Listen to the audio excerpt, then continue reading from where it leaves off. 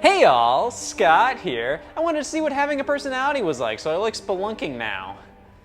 It's either this or misanthropy. But these caves hide a secret, and I'm gonna get to the bottom of it. Why everybody who plays Donkey Kong Barrel Blast absolutely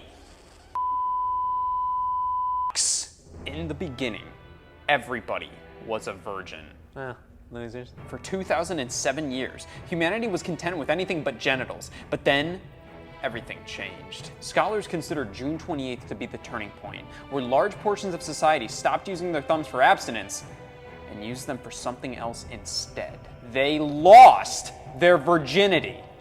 Losers. Discarding their abstinence, these unvirgins formed a new group of humanity, what we now call people, whose numbers have been growing at a sexual pace. It's not because they like it. There's so much disease, overpopulation, and marriage caused by sexual activity. So why do they do it? It's the curse. These poor souls became too distracted playing Donkey Kong Barrel Blast to fulfill their destiny and fell towards the darkness. But legend has it that one chosen virgin can break the curse of Barrel Blast, beat the game to defeat the monster from within, all while abstaining from sex and restoring virginity to our world. Society may have lost its virginity, but I'm here to find it. I have two duties today: beat Barrel Blast and not have sex. It, let's add world peace to the list. Donkey Kong Jr.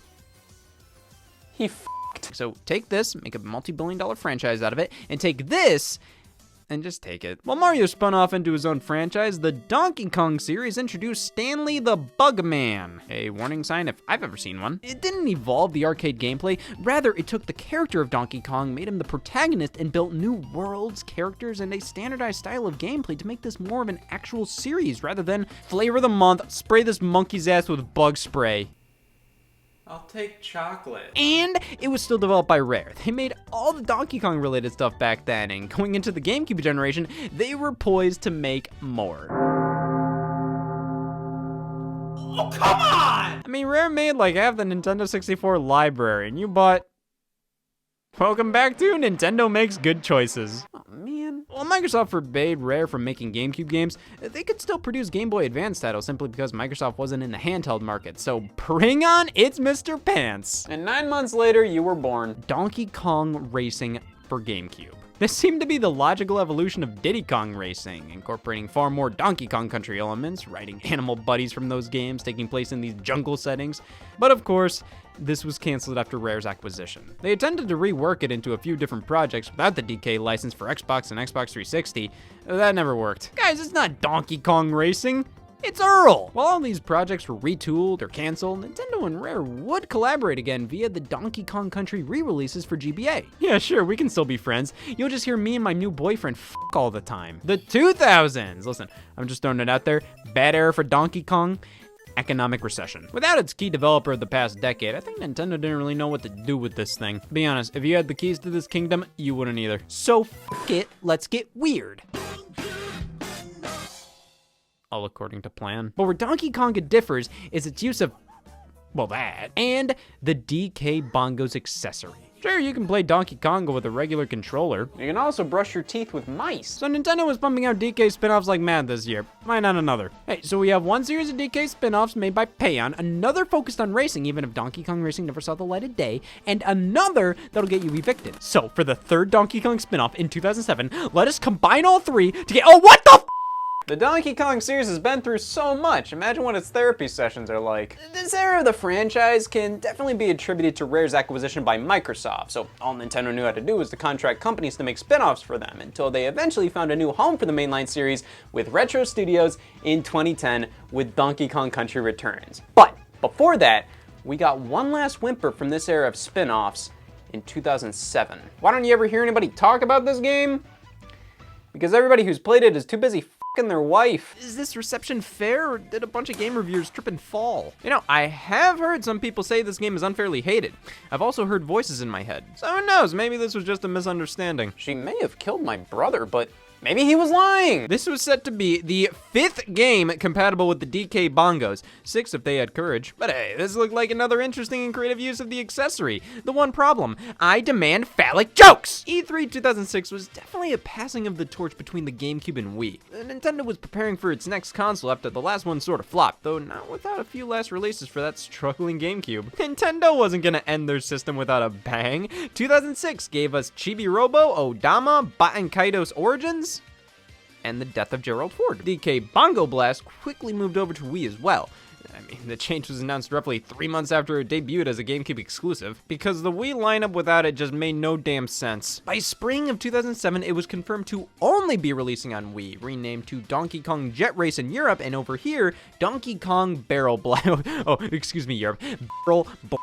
And 2007 was a monumental year, one of the biggest years ever for gaming and DVDs. Something had to give. You couldn't experience everything, so when Barrel Blast launched, many players had to choose between maintaining abstinence and playing Barrel Blast. Those poor bastards never looked back. I've only played this game for a bit. That's basically just grazing a crotch. With great power comes great virginity. I will restore chastity to this world. I can beat Barrel Blast without having sex! Impractical. The door wasn't locked. My sirens are going off. Goes off whenever somebody's trying to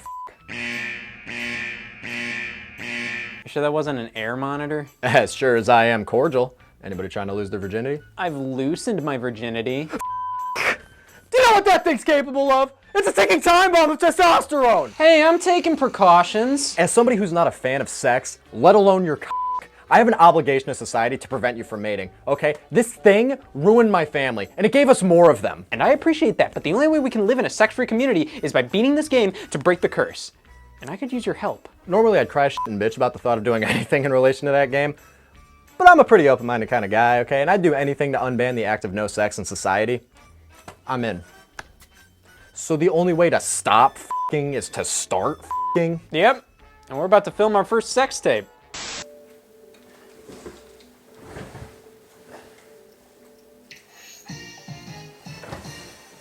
On the right-hand side, we can check out Cranky's Flight School, records, options, and Candy's challenges. This is gonna pose a problem. Every Kong has to have a rival, and because of that, half of these Kremlings were created just for Barrel Blast. Yeah, there's only like a handful of Kremlings that are legitimate characters, so Bayon had to go out of their way to craft Kludge. Yep, that is not organic. Come on, you had loads of Kremlings to choose from. We live in a world where Klubba exists, and you're just not gonna take advantage of that? I mean, it's kind of a cute idea to build your character roster out of the concept of heroes versus villains, but I think they finalized that idea before going f***. So in comes the Kremlings. We got Critter with Kip and Cass as newcomers. Who are Kip and Cass? Well, Diddy and Dixie Kong's rivals, of course. Thank you, Dad. I'll pick Donkey Kong because I need a character flaw. Rookie difficulty, Topaz Cup, and DK Bongos because this game supports them and I'm not narcoleptic.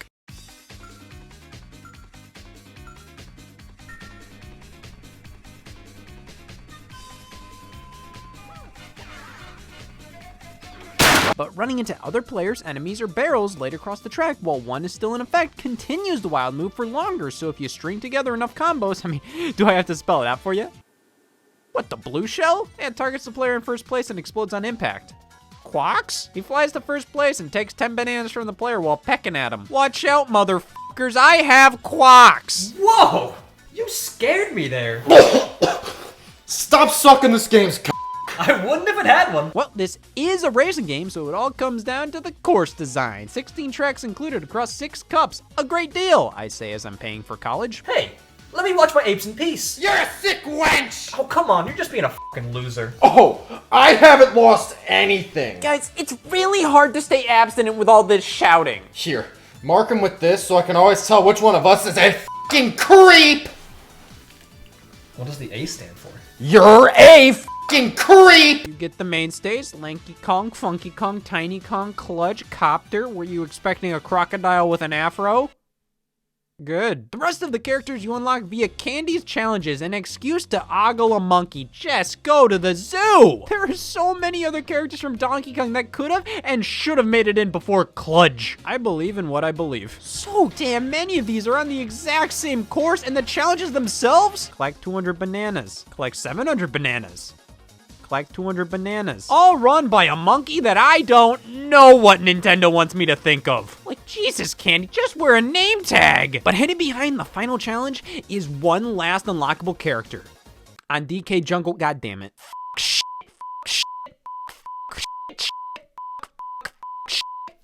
I thought you were a virgin! Yeah, you're getting like a pro. I mean, why bother? There's nothing else to do. What, does Cranky's Flight School count? Say it does. I dare you. The visuals? I mean, sure, they aren't groundbreaking, but it runs fine and looks better than most Wii games that were on the market. Acting like it looks worse than a GameCube game? Like, have you seen worse than a GameCube game? That's just a dog's ass. It didn't have online multiplayer. Sure, that's ridiculous in the context of the value of the package in comparison to other racing games at the time, but is that really a problem when you don't like the game to begin with? This game has horrible controls, bland track design, and worst of all, I can't play it for hours on end with my buds. You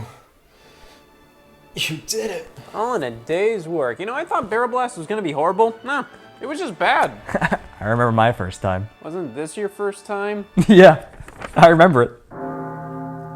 I beat the game, but the curse hasn't lifted. People are still f***ing. If people weren't still f***ing, Rex would be senator. Oh, looks like you still have one challenge left. Wait, what?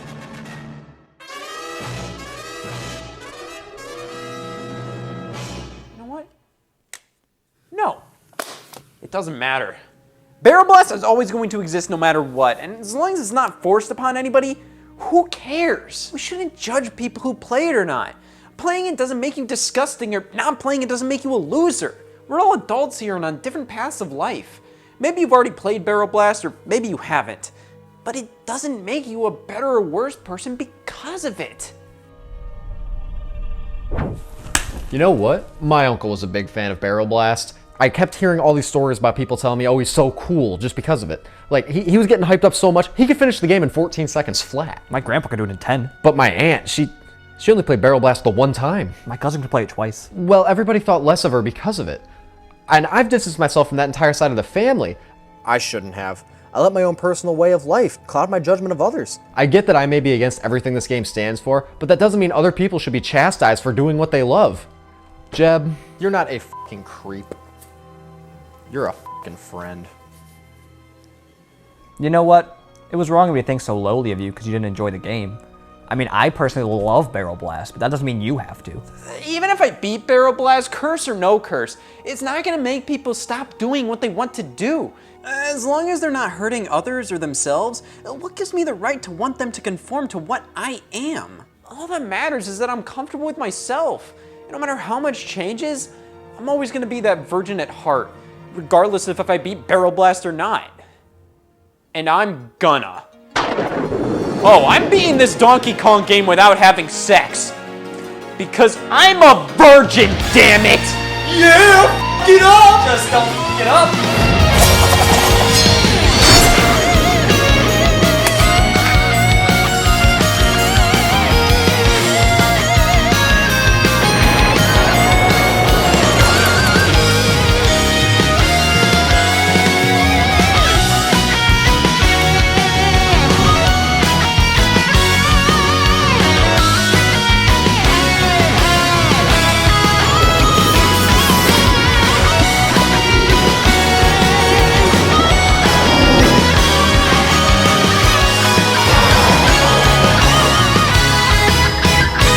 I did it. Hey y'all, Scott here. The Nintendo Switch is 5 years old. Big whoop, I can turn to hard drugs in 2. I, for one, am not impressed by its long-standing success. If I can leave bread out for 5 years, who says Nintendo can't pull for 6? The Nintendo Switch is still not old enough to date. 5 whole years, and not a single not stretchers. I think we're pretty used to this by now. Every time the Nintendo Switch reaches its anniversary, You. so I bet hard that if the Switch would get anything, it would be more classic-styled Monster Hunter games like Generations, while the big bad consoles got the mainline entries from there on out. Yeah, well, it hasn't been a good year for me. Monster Hunter Rise is, without a doubt, one of the most impressive-looking Switch games. It looks like a less vibrant and detailed PS4 game, which sounds like an insult. It's not. You're just a bit worse than Jesus Christ. You're welcome! No, I've never been a huge Monster Hunter fan. You ever tried to play the older titles? The f do I do? It's a good game, but definitely not for everybody. You have to be in the right mood to enjoy this game, at least I do. Because when the gameplay doesn't hit, I have serious questions about my goals. However, when you just want a calming, simple experience, new Pokemon Snap definitely delivers.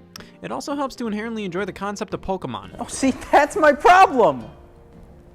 Tell me more about that urge to kill of yours you've been talking about. The House in Fata Morgana, Dreams of the Revenants Edition. One of the highest rated games of all time on Metacritic. Oh, the highest rated game of 2021 in general. 96, 1 point away from Breath of the Wild and Mario Odyssey and NFL 2K1. Well, let's see what it is.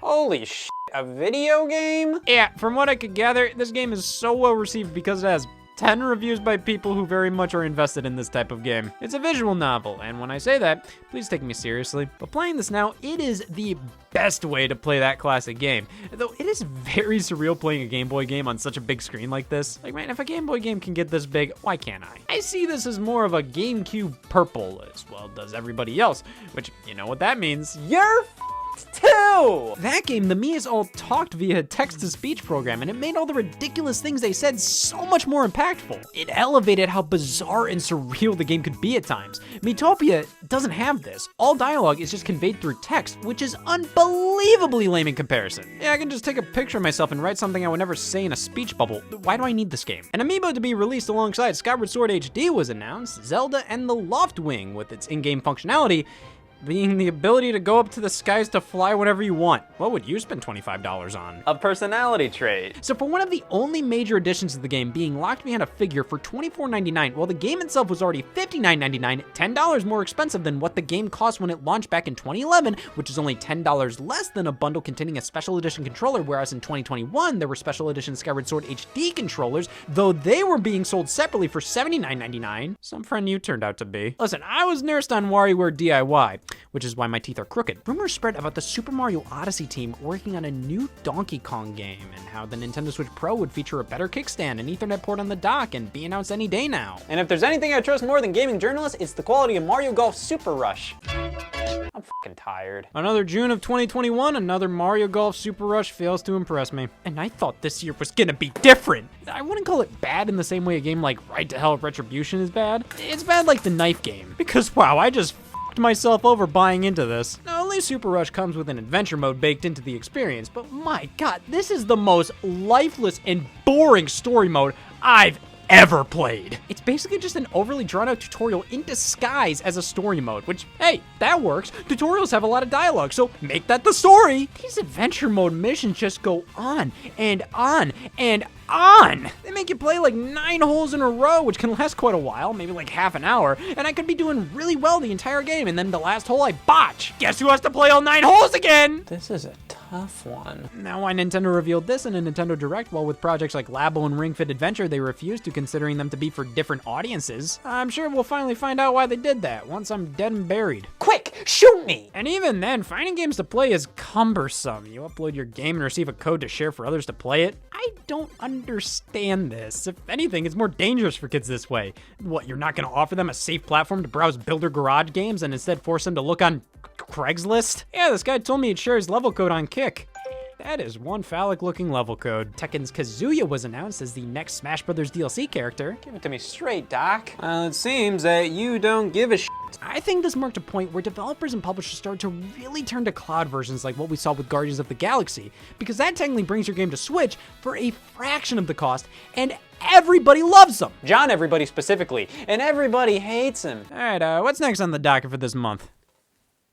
I hate months. The free-to-download Pokemon Unite, the multiplayer online battle arena or MOBA game. You lost me at free. Here's my issue with Pokemon Unite.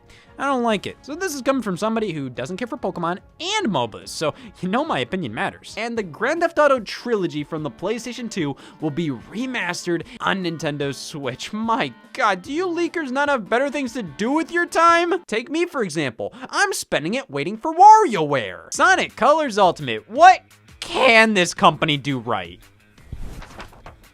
Come on, man, I asked for water. They found a way to not only make the game worse, but lie as well. This title couldn't be farther from the truth.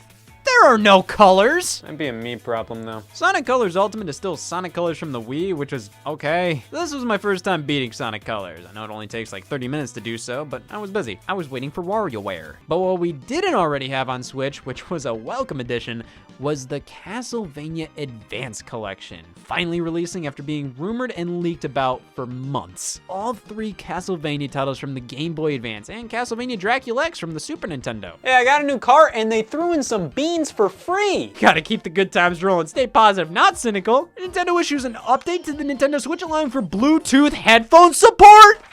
That's so cool! Not unfair, just really, really hard. And if you're not into that, then this one may not be for you. Unlike me, who loves a challenge. That's called a criminal offense in some states. I'd say give it a try. At worst, it won't be for you. At best, it'll be your favorite game of all time. Is that worth $60 to you?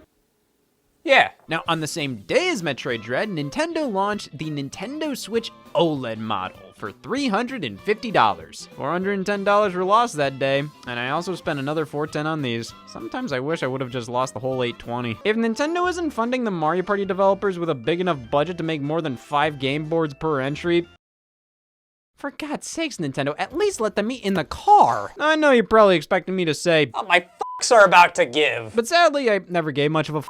Rumors popped up this month of Microsoft and Nintendo collaborating on a re-release of GoldenEye 007, which coincided with the launch of Nintendo 64 on Nintendo Switch Online. All right, what'll make you least uncomfortable to talk about first? And right after the Animal Crossing Direct, Nintendo detailed more about the servant. Nobody can shut the f*** up about Popeye, so Sabic Limited followed the trend and released a Popeye game on the eShop this month. It's 800 megabytes. It's definitely cool to finally have these games on the platform, as they've been a very consistent request from players, so now I don't have any excuses not to play them.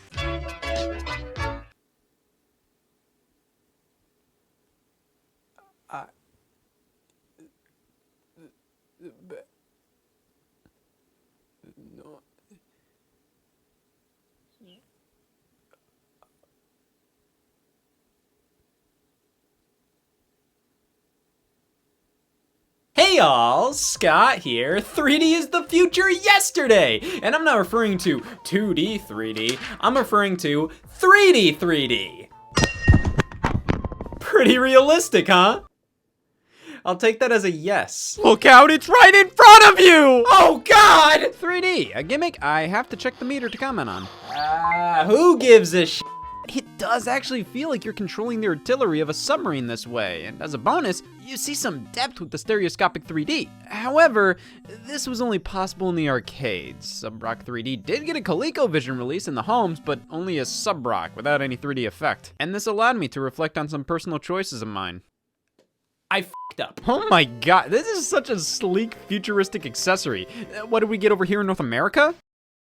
A really bad shopping list. So we never got a full-blown official 3D gaming accessory for the NES over here. Any game that had a 3D mode, you would just use the typical paper glasses for. These were the reason why I never understood 3D branded technology being so much more expensive back then. Why are they expecting me to pay thousands more for a feature Spy Kids gave out for free? Well, have you tried playing Rad Racer in 3D? He did. Take, for example, this game, Falcyon. Everybody knows Falcyon. Okay, well, not the morgue. The 3D effect, while there, wasn't good enough to warrant setting up the headset to play every time and investing in a whole ass accessory like this. Yep, I'm putting my foot down with the whole Famicom 3D system debate. Damn, Scott's just gonna say that in the open just like that? Nope. Plus, the Sega 3D glasses released outside of Japan, which says a lot. That's correct, we had the right to play Zaxxon in 3D. Damn, it's good to live in Ohio. So, what did we learn from the Virtual Boy? Nothing. So, while the Virtual Boy did find far more creative uses for 3D in gaming than ever before, you couldn't turn the 3D off. Well, without surgery. For Mario Clash, it was completely impractical. This was a system made for a cheap 5-minute thrill, or look, the baseball's coming right towards me. I can do that for free. So, how about some games that just support those cheap paper 3D glasses? What's the worst that can happen? And these games are bad. But most of these games work fine enough in 3D. They just aren't at all necessary. It's cool to see how the gun looks in Killzone 3, extending a bit outside the TV, and how fighting in Mortal Kombat has so many layers in the background. But then you have a Sonic Generations to ruin your breakfast. I don't buy it. This is some of the most unrealistic 3D I've ever experienced. And that's not even accounting for the fact, well, I don't think this is possible. While the Nintendo 3DS's main gimmick leaned a bit hard into Virtual Boy territory, so do I. So 3D gaming, it never really mattered. To Satan?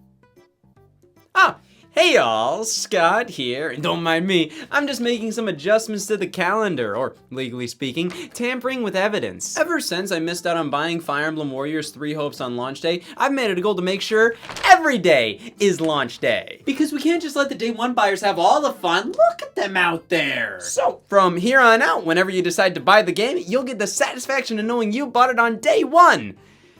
Which stinks for me because I'm never gonna buy it. There's a certain level of pride that comes with being a gamer.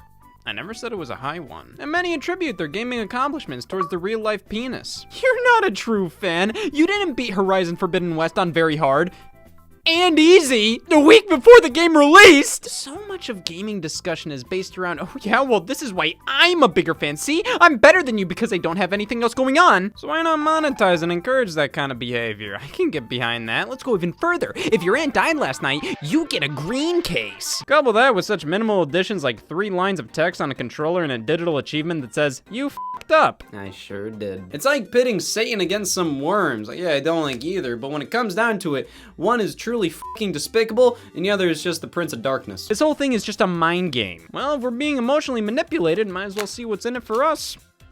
I love you. You look less fat today. Putting this on my shelf with the rest of my Switch games with the outer sleeve looks dumb. Taking the outer sleeve off and putting that somewhere else looks dumb. You know what? Life looks fucking dumb. Persona 5 Royal had the regular edition, then the launch edition, which included a steelbook and a theme for your PS4. I don't need a launch edition for that. Publishers have milked the edition game dry, and when day one editions were introduced, that was just the beginning. How can we go further? What day is it? So, what are you gonna do? Are you gonna let some video game company push you around and tell you when to buy your games? Because where I'm from, every day is Fire Emblem Warriors 3 Hopes launch day. And I don't sleep because of it. Hey y'all, Scott here. I will transform this into a better game. There's no game. Yeah, Mario Sports Superstars. What you call what? I call how. How could Nintendo think they could get away with selling such a poor quality product? Next question. Why do I keep buying games from a company that treats me like dog shit? How would I know they treat me like dog shit if I don't keep buying games from them? This is one of those bad Nintendo games your mom always warned you about. You, Mom! I should have listened. But games like Mario Golf, Mario Tennis, Mario Baseball, and Mario Strikers all had their place. They had a purpose, a reason to exist. So did Lincoln. And you know what they did to him? I did not remember this in class. This game was developed by Square Enix. Yeah, right. And I'm a mass murderer. Damn it. I usually like to pinpoint the exact moment when a Nintendo fan is lying. I love this company. There it is. Mario and Sonic at Rio 2016 and Mario Tennis Ultra Smash being prime examples. Bare-bones sports games decorated with Mario characters, barely any unique environments, power-ups, wacky mechanics. Like at this point, you might as well play a regular tennis game. Which is to say die. Mario Tennis Open was okay, and Mario Golf World Tour was quite good. But that didn't take away from the feeling that games like this were going downhill hard. But even after so many misfires, I'm always first in line to pick a new one up. Masochism. And you know what year a Mario sports game sounded real good? Yeah, we could have used one then. And 2016. Tennis and golf looked like they were ripped straight from Mario Tennis Open and Mario Golf World Tour on the 3DS, which, hey, maybe that meant those sports would be pretty in-depth since they were full-fledged games before, but I don't know, man. Then there's horse racing. You're damn right there is. Seeing 5 in 1 on a product means you're getting something where none of the 5 is well thought out. But this one is different. This one has Bowser Jr., and I like Bowser Jr. Why is everybody so pissed off in the official art? Like, Jesus, Yoshi, it's just a damn golf ball. Hey, at least we get a free amiibo card included, where we no doubt can see even more of these angry character shots. I want to see Luigi cussing out a horse. Well, I'm just gonna pray before this, he said, f***. You know, this looks so familiar, but hey, I might be thinking of another Luigi horse-related experience. Including a free amiibo card with a game is a f*** they got me. These are all great, but something seems a little off. Ah. This one's wet. Well, that solves the mystery. Wait! This is no. Oh my god! This wasn't Wario art crafted out of love. This was crafted out of Photoshop. Many of these cards are just reused assets from previous Mario games. Soccer Luigi's from Mario 3D World, Golf Medal Mario's from Mario Kart 7. Nearly all of the horse racing card art is from other games because prior to Mario Sports Superstars, the only horse racing art of these characters available online I can't show. Only an absolute degenerate with nothing but spare time and a lack of drive to do something beneficial for society would buy this binder and filled out with every single Mario Sports Superstar card imaginable. So thank God I'm missing Birdo. If anything, this is taking Mario Tennis Open and Mario Tennis Ultra Smash from the Wii U, and, well, it's not always a good thing when family gets that close. Now, it's an even simpler tennis game than before. That's impressive. I didn't think you could get more bare bones than Ultra Smash, but I also didn't think dogs could get jaundice. The only people who I can imagine having fun with this are the fans with social media presences who get free review copies of games from Nintendo and are too petrified to say anything bad about their games in fear of never receiving free review copies ever again. Hey Nintendo fans, this is another Nintendo fan here. You can tell I love Nintendo by my ability to buy merchandise. I've never played Metroid. Today we're reviewing Mario Sports Superstars on the Nintendo 3DS. How fun! This game has graphics and tennis. Yoshi is so cute, and Luigi makes me gassy. That's where online comes in. This way, we can never feel alone while being alone. I'd rather just hire a PI for myself. You know, I feel like a lot of modern Nintendo multiplayer games replace actual content with online multiplayer, as if online is the only form of replay value you need. Like, oh, there's only 4 levels, but you can play them with strangers constantly over and over and over again online. But it's like, you need to give me a reason to want to play online outside of just being able to play online. And I can't even do that! Well, Mario Sports Superstars knows what tennis is. I gotta hand it to Nintendo, because I don't want it. Let's move on to the other Camelot developed sport in the package, golf. Because what else would we do? Stop playing?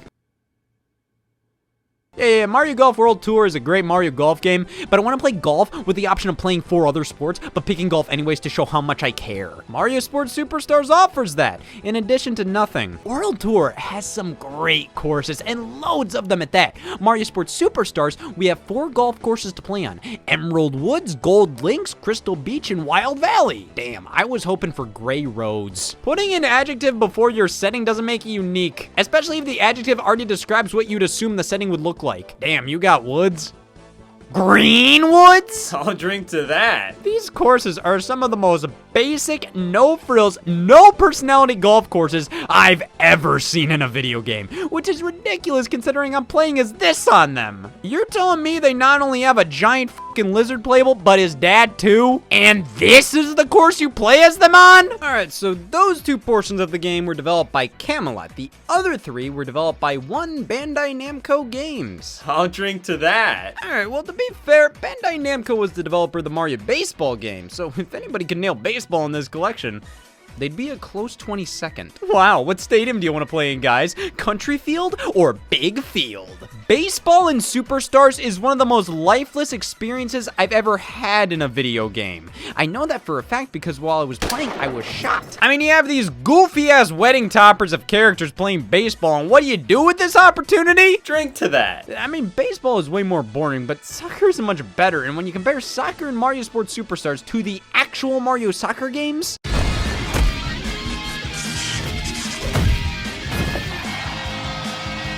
I mean, what do you prefer? A nice juicy steak or a dead fucking dog? But we do have 2 unlockables. Oh man, well maybe they do care. Congratulations! For aggravated assault. That's all this is. You just use 3 balls from the 3 sports of the cards you choose and play a minigame until you reach a boss fight. Afterwards, that character is upgraded. I sold my dog for this. Hi. Mario Sports Superstars playing Scott is dead. He's no longer interested in supporting a company releasing a product just to release a product for consumers to buy for no other reason than the color red being on the cover. Or at least that's what he read in this recent entry of Anti-Consumer Quarterly. You get 4 of those a year? A week. But he's a changed man. A dead man. And to prove his commitment to death, he wrote here a few choice final words. Mario Sports Superstars is a sick joke of a video game. One that fails as both a sports game and a Mario sports game. As a sports game, it is a slow, tedious, and boring representation of each activity. As a Mario sports game, it features Mario characters and stops there. Tennis and golf are simply stripped-down demos of both Mario Tennis Open and Golf World Tour. Soccer and baseball are laughably overly simplistic and slow compared to the standard Mario Strikers and baseball games. And horse racing is just utterly pointless in the package. Couple that with amiibo support that is completely unnecessary, in addition to a separate but equally as useless card collecting mechanic in-game that isn't the same but uses some of the same card art as the amiibo cards, it just adds up to the confusing mess of a filler title Mario Sports Superstars is. Don't get me wrong, you could do worse than this. Everything works, and if you want 5 generic sports in one video game, I fear for your taste. But Mario Sports Superstars delivers in those regards. You do get 5 sports, though in the most lifeless form imaginable. This isn't a game to me. This was an experiment by Nintendo to see how little effort they could put into a package they claim to be far more than it truly is. A game like Mario Tennis Ultra Smash may have been worse, but Mario Sports Superstars had more weight behind it. An entire amiibo card line, multiple developers, pushed by Nintendo as something greater than it truly was, which was a hacked-together, lifeless, loveless project created out of a need for a new 3DS game and nothing more. Or at least that's what I got from this. Hey y'all, Scott here. I cherish the Nintendo GameCube. It's all I'll ever need. Okay, I'm not upset, but my insulin was there too. The Nintendo GameCube. I would love to have seen that meeting. Name it after a shape.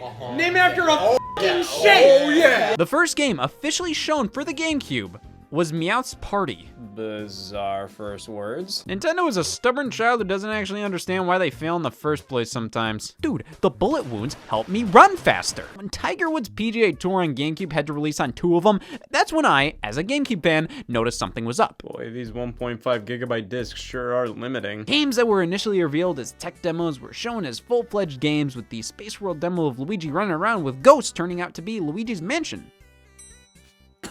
Yeah, no defining Mario platformer launch title like with previous systems. Here's a smelly f***ing brother instead. With that being said, the launch of the GameCube was only 3 days after the original Xbox, 389 days after the PlayStation 2, and a little over 10,000 days after Watergate. What did Nintendo have to show for it? Oh, it's purple. The GameCube launched in 2 colors, jet black and indigo. For some reason, this was Nintendo's go-to color in North America, especially during this generation with the Game Boy Advance sporting it as well. This felt like Nintendo trying to appeal to both hardcore children and hardcore man children. Like, look, the black one fits right next to any printer. The purple one is too much fun. Like, I want to do stocks, damn it. It was so much smaller than other game consoles at the time. I mean, you could fit it in a car, hell, 2 of them. But the biggest Nintendo-esque innovation was being able to hold the damn thing. Video game consoles have always had this issue, and Nintendo fixed it by installing a handle for maximum looking like a lunchbox. They wanted people to lug their GameCube around and bring it to friends' houses, sometimes even going as far as considering the GameCube to be pseudo-portable. I mean, yeah, this was one of the most comfortable home consoles to travel with, but keep in mind, you also need a controller, an AC adapter, and AV cables, and games, so the portability of the GameCube with the handle kind of becomes a moot point when you have to wear cargo shorts to carry the rest. I think this was more of a design choice to give the GameCube more character rather than being about functionality.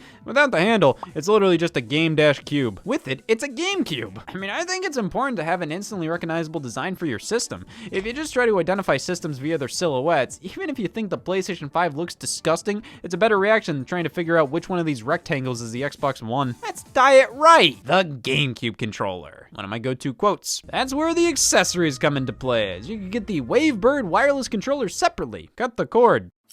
The premise couldn't be simpler. Monkey, ball, you. Just roll the ball to the goal. You control the environment, not the monkey. Don't explain this while sweaty. And that might be because there was a launch title more people cared about. Reluctantly. Luigi's Mansion, the game you can't help but have this reaction towards. Oh, how sad. Regardless of Luigi's Mansion's quality, I'll get to that in due time. Let's be honest, this looked lame as hell. You're trusting a console launch with this fucking dork? Nintendo systems were known for launching with revolutionary Mario games. This one felt like they were playing a joke on us. Luigi's Mansion, starring Mario's brother in a haunted mansion, 3 weeks after Halloween. Would it have killed you to retheme it to the next closest holiday? Anybody do the secret button combos to make funny sounds happen on the startup screen? That's a stupid question. You're alive, aren't you? What about the game boxes? These are cool. Finally, Nintendo had plastic cases for their games. No more cardboard. Of course, in Japan, they got funky as hell with these things. Tiny with cardboard sleeves, just like me. This system is so alright. I've got to see what the rest of the world thinks.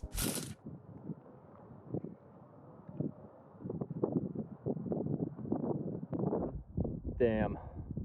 I could not buy a GameCube all fucking day. Right alongside Super Smash Bros. Melee, Nintendo released Pikmin for GameCube. Well, I wonder what happened. You know, for a game called this, Pikmin sold fairly well for a new IP on a console with such a low install base, and for good reason. It was Shigeru Miyamoto's baby on the GameCube. I mean, the creator of Mario and Zelda's new game, many expected instant success. You ever tried to explain how to play Pikmin to somebody? You look like an idiot. Pikmin is a game you have to play to get. Every time I tell people, oh, it's quite simple, really. You play as Captain Olimar, crash landing on an alien planet, and you discover Pikmin creatures that grow on the ground, and you pluck them up and throw them enemies and tell them to build things, and each color has different strengths and weaknesses, and you have to round up all your Pikmin before nighttime. They look at me like I'm deranged, and I'm just saying, ignore the bloodstains, I'm telling the truth. And so many other titles that could have run on it. The GameCube was more than capable, but it just had discs that were too small and an audience that skewed too young and too unique. Sonic's fans are mostly on GameCube. Then there was Shadow the Hedgehog. And hey, the developer Sonic team kept busy with a brand new IP exclusively for the GameCube, Billy Hatcher and the Giant Egg. I wish. I guess because that system was doing so well, Nintendo thought maybe pushing it alongside the GameCube would help things. The olives aren't selling well, push it with milk. Talk about bang for your buck. I'm gonna talk about this now because the lady at Great Clips wasn't listening. Pac-Man World 2 is great. It's critically nothing special, but I think it did a bang-up job evolving Pac-Man into a 3D platformer. The music and visuals just make me so damn happy. Pac-Man World 3 creeps me the hell out, okay? Pac-Man talks, which implies he has organs, which implies he can bleed. Nintendo brought over one PlayStation franchise. How could one more hurt? Mario Sunshine may have been the only mainline Mario, but we got literally every type of spin-off imaginable. First up, Mario Kart Double Dash. Why, yes, I'm turned on. Such a damn good Mario Kart. The gimmick of 2 characters per kart is so fun and adds way more strategy to which character to pick. It used to be, I like Yoshi because, damn! You can watch Pokemon TV shows with Pikachu, play little mini games here and there. I am so glad I went with this and not the transfusion. There's also Pokemon Box, only available online and through the Pokemon Center store. It was just a game that would let you connect your Pokemon GBA games and organize your Pokemon. Again, glad I went with this instead. Animal Crossing launched on the Nintendo 64 in Japan only, but that exact version with some updates came on over to the GameCube worldwide. It was all about just being alive. Not interested. And for GBA games that supported it, you had to plug the e-reader into a separate Game Boy Advance, then connect that Game Boy Advance to your Game Boy Advance. Nintendo in 2005. Nobody gets me! But then we have Chibi Robo, my darling, my checklist of sins. I love this system. It will always be my favorite of all time. But if somebody told me they weren't huge into it, I'd understand.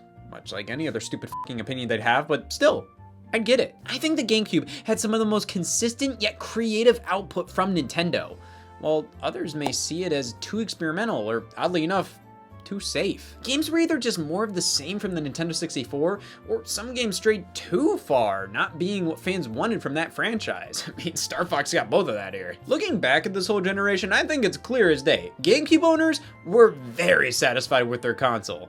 But for those who didn't own one, there just wasn't that major hook. There were tons of games to play and enjoy here, but you could say that about every console out at the time. That wasn't special. So it makes sense why the PlayStation 2 dominated and the GameCube sold as little as it did. But I feel that the more limited library and lacking the ability to do anything but play games creates a more passionate connection to the console. You didn't buy this because it made the most practical sense. You bought this to play Mario Party 5, damn it. I feel that everybody who owned a GameCube can agree on and bond over how cool and fun the games were and still are. How much it stood apart from the competition in terms of its library and design. It was pretty much a standard game console but with a Nintendo twist, which is what a lot of people wanted from the Wii generation when the company leaned too heavily into the casual market. Why can't Nintendo just make a standard game console to compete with the Xbox and PlayStation? Well, they did, and you didn't buy it. But I did, and I'd do it again. 4 more times, and when it comes to choosing between DVD playback and,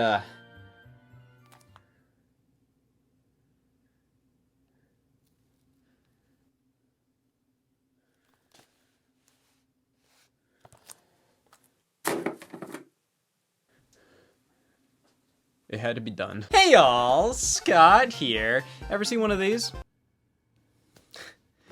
Nostalgia. You may be interested to know how that, alongside the other 84 letters of the alphabet, came to be. Well, I don't mean to brag, but let's just say I couldn't ethically the inventor of the alphabet. That's right, my great uncle Ed. That's where the letter E came from. He invented letters. Why did he do it? Well, he was getting frustrated at not being able to name things.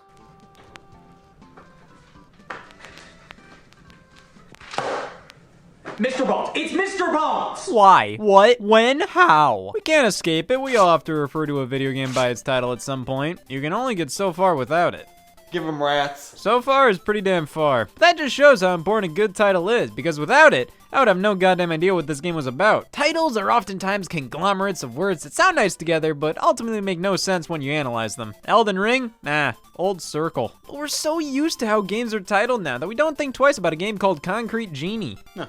Naturally. So let's start by analyzing these things and how the most popular game series of all time's name makes no damn sense. Super Mario Brothers. What just came out of my mouth? Dad? So it's no wonder they dropped the Brothers moniker a bit in. Retroactively, Nintendo did confirm that Mario and Luigi's last name is Mario. God, f their parents. But I don't think they thought that far ahead when titling this game back in the 80s. Honest to God, this reads like a translation flub. After Super Mario Bros. 3, Nintendo started naming Mario titles Super Mario Blank, Super Mario Land, World, even spin-offs like Super Mario Kart. It's definitely an evolutionary step for a franchise. When enough people understand your series, you no longer have to worry about your title being anything elegant. It just has to get the job done. Oh, what's this? Mario Golf. Castlevania Bloodlines. I think about good names for vampire-based action games featuring distant relatives of characters from previous Castlevania games a lot.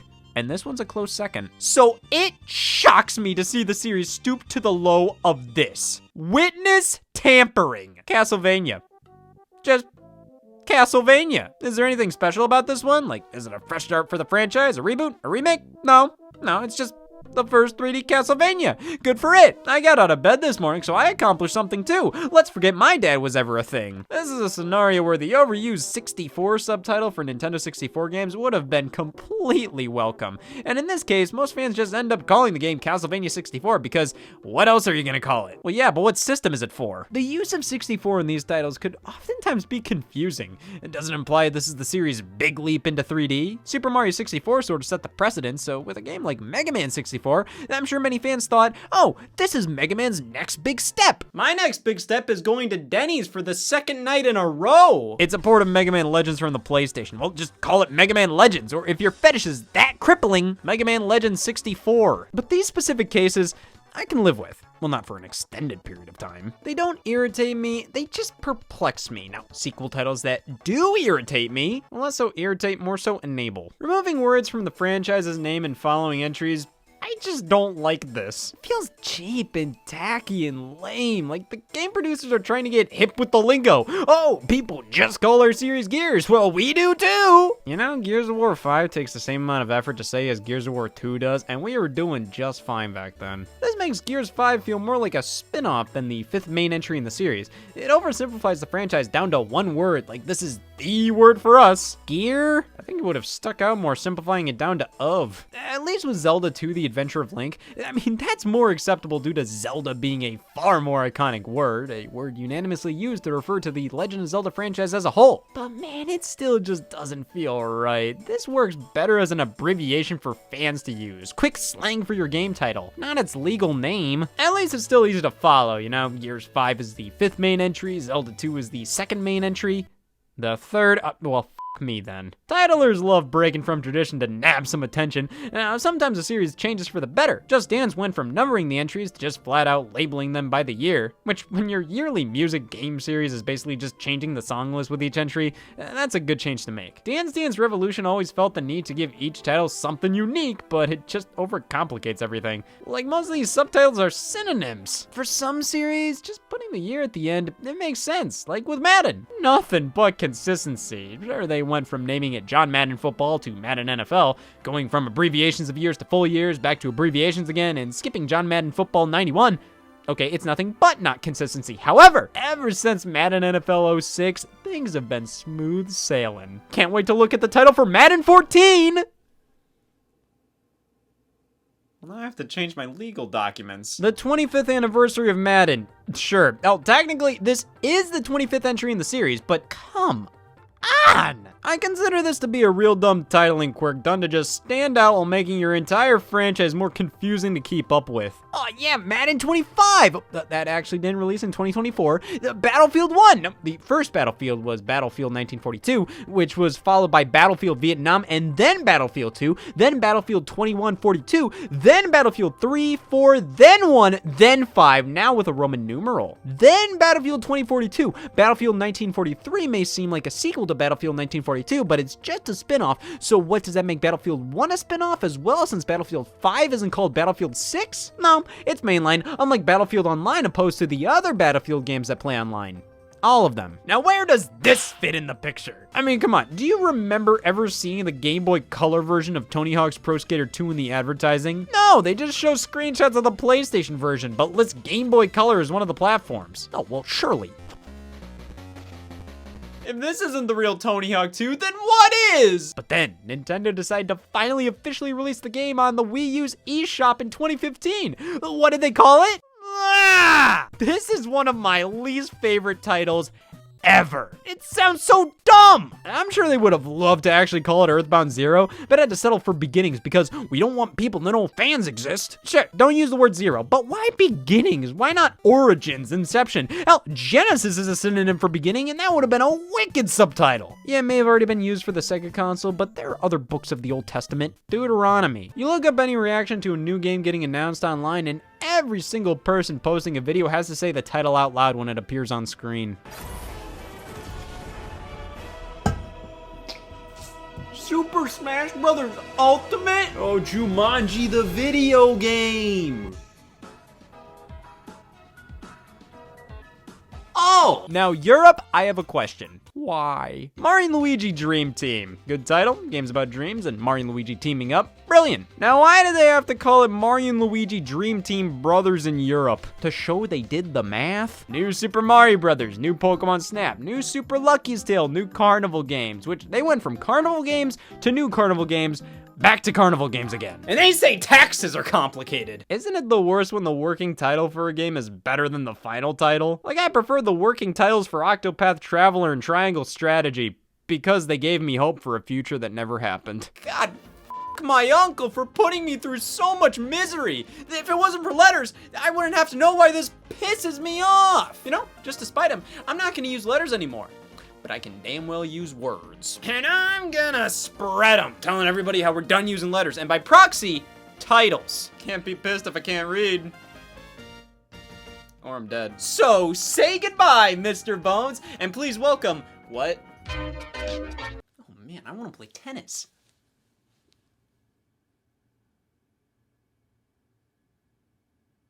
What have I done?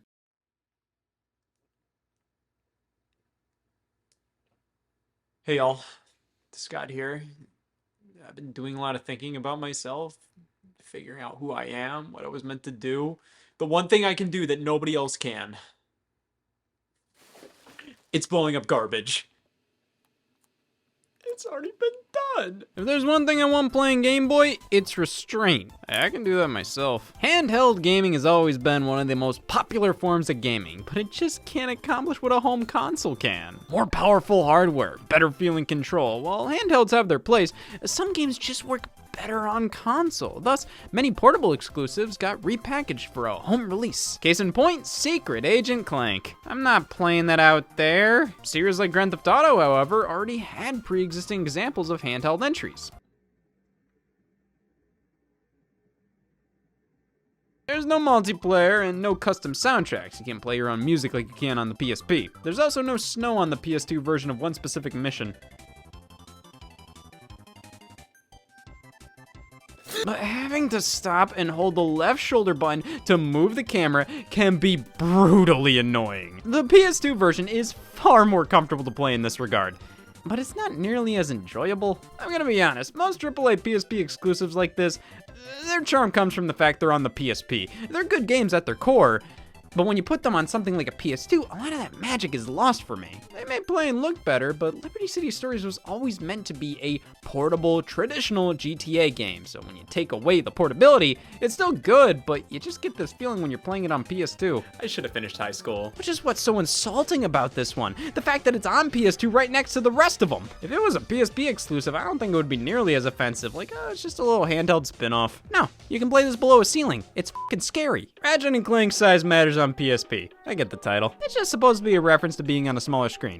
Cute. On PS2, the reference doesn't land. If it's not on a handheld, what does this mean? I have no earthly clue, which is why I prefer the version released in other regions. Ratchet & Clank, your is small. This was developed by the same team who did The Lost Frontier, so yes, this was one of their talents. Do you think they can sing? It all comes down to Secret Agent Clank. It always does. Sure, you lack the touchscreen support now, and that portion of the game is obviously worse, but this is the same game now with much better visuals, free DLC, extra content, and modes. But that just makes me respect these handheld entries even more. They're more complex than they seem. Just because something's smaller doesn't mean they don't have a lot going on.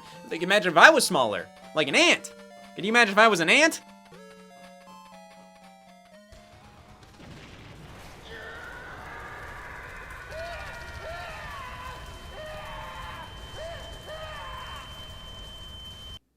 I wish I couldn't. Hey y'all, Scott here. Divorce rates are rising, so thought I'd help with that.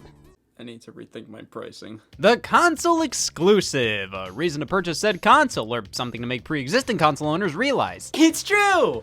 My is big! Many don't care for exclusives, as they believe that's suppressing innovation. If Nintendo just released their games on the PC, I'm sure 2 of your problems would be solved. See, if we didn't have to deal with the graphical caps on consoles like the Nintendo Switch, and everything just released on high-end PCs that everybody owned, well, your copy of Loco Roco would look a whole lot better. Plus, it's good for the consumer. The more options, less reason to buy a console that has nearly all the same features, same specs, same games as the one you already own just for one title you want. Let them go all over the place. Oh, hey, my wife is fucking everybody in the neighborhood. Good for the consumer. And later on, when Mojang updated the game, you could sign into your Xbox account on the Nintendo Switch version of Minecraft and get Xbox notifications on that platform. This is something they've always done. I mean, Microsoft Office released on the Mac. Point 1 for Scott. But there are still millions upon millions of people who only play on consoles. The game also releasing on PC will not change their minds. Because have you ever tried using a PC? I know I haven't. First example, the wonderful 101 on PlayStation 4. God, I deserve that. Devil's Third. Where? Rayman Legends, only for Wii U, possible by the integral use of the gamepad. And I was only possible by the integral use of abstinence. Of course, in comparison to the Switch release, this is heavily mobilized. The user interface, controls, it's not really Mario and Sonic 2020 on your phone. It's a mobile phone take on Mario and Sonic. So, I mean, it kinda counts, it kinda doesn't. The game released in the arcades as well, so, I mean, either way, this is an X exclusive. I win. Nintendo games on mobile. That's a conversation you never wanna have with your son. But Nintendo's gone further than that. Not just mobile-specific versions of their series. There was a time where they made some of their most beloved and prolific Wii games available for the NVIDIA Shield Android Micro Console. Mario teaches typing on the PC. You know, it tastes better over time. Nintendo just told Philips, hey, here, you can use our characters for a couple of CDI games for working with us. Thanks. Listen, man, I get atheism now. Well, anything's possible. If they technically put Super Mario Brothers on PC, Octopath Traveler can break free from the shackles of being a Nintendo Switch exclusive published by Nintendo and appear on, I don't know, Xbox. Too far! There needs to be limits to these types of things, and I'm sick of it! You can't just take that away from us Nintendo fans, and because you did, I'm gonna do something about it! Profit. Therapy delivery. Oh, thank God it came. Better than your uncle's ambulance. Well, it came cold. I think there's something wrong with me. I'm seeing double!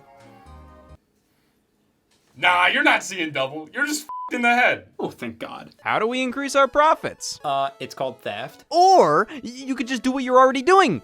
again. This is not helping my case. So some things you can only get in Pokemon Red. Well, if a Pokemon Blue player links up with a Pokemon Red player, you can trade to get those Red exclusives in your Blue. Thus, you create a sensation where players are incredibly defensive towards the version they picked, which encourages more discussion on the games, a deeper connection towards the series, and excuses. Well, I picked Pokemon Blue because Red is too much for me to handle right now. Here in North America, we ended up just getting Red and Blue, which those colors are sworn enemies, making those the dual release over here encourage more debate amongst players of what color to get. Especially considering Pokemon was brand new here, the fact that certain elements were exclusive to each version didn't matter nearly as much. Yeah, Mankey's only in Pokemon Red. Thank God I picked Blue. So the entire point of Pokemon is to try and catch them all, get all the Pokemon. That tagline alone some kids up for life. It's on the box for each version, yet you can't catch them all in either one of these games. The only way is to have a friend with an alternate color, or the easier solution, buy another game. Don't forget a second Game Boy and Link cable. Believe me, this is what many actually do with every new Pokemon release. It really makes you think. I should re-download Tinder. Also, it just fit the Pokemon series, getting to pick your starter Pokemon at the beginning, just after getting to pick your favorite color, stone,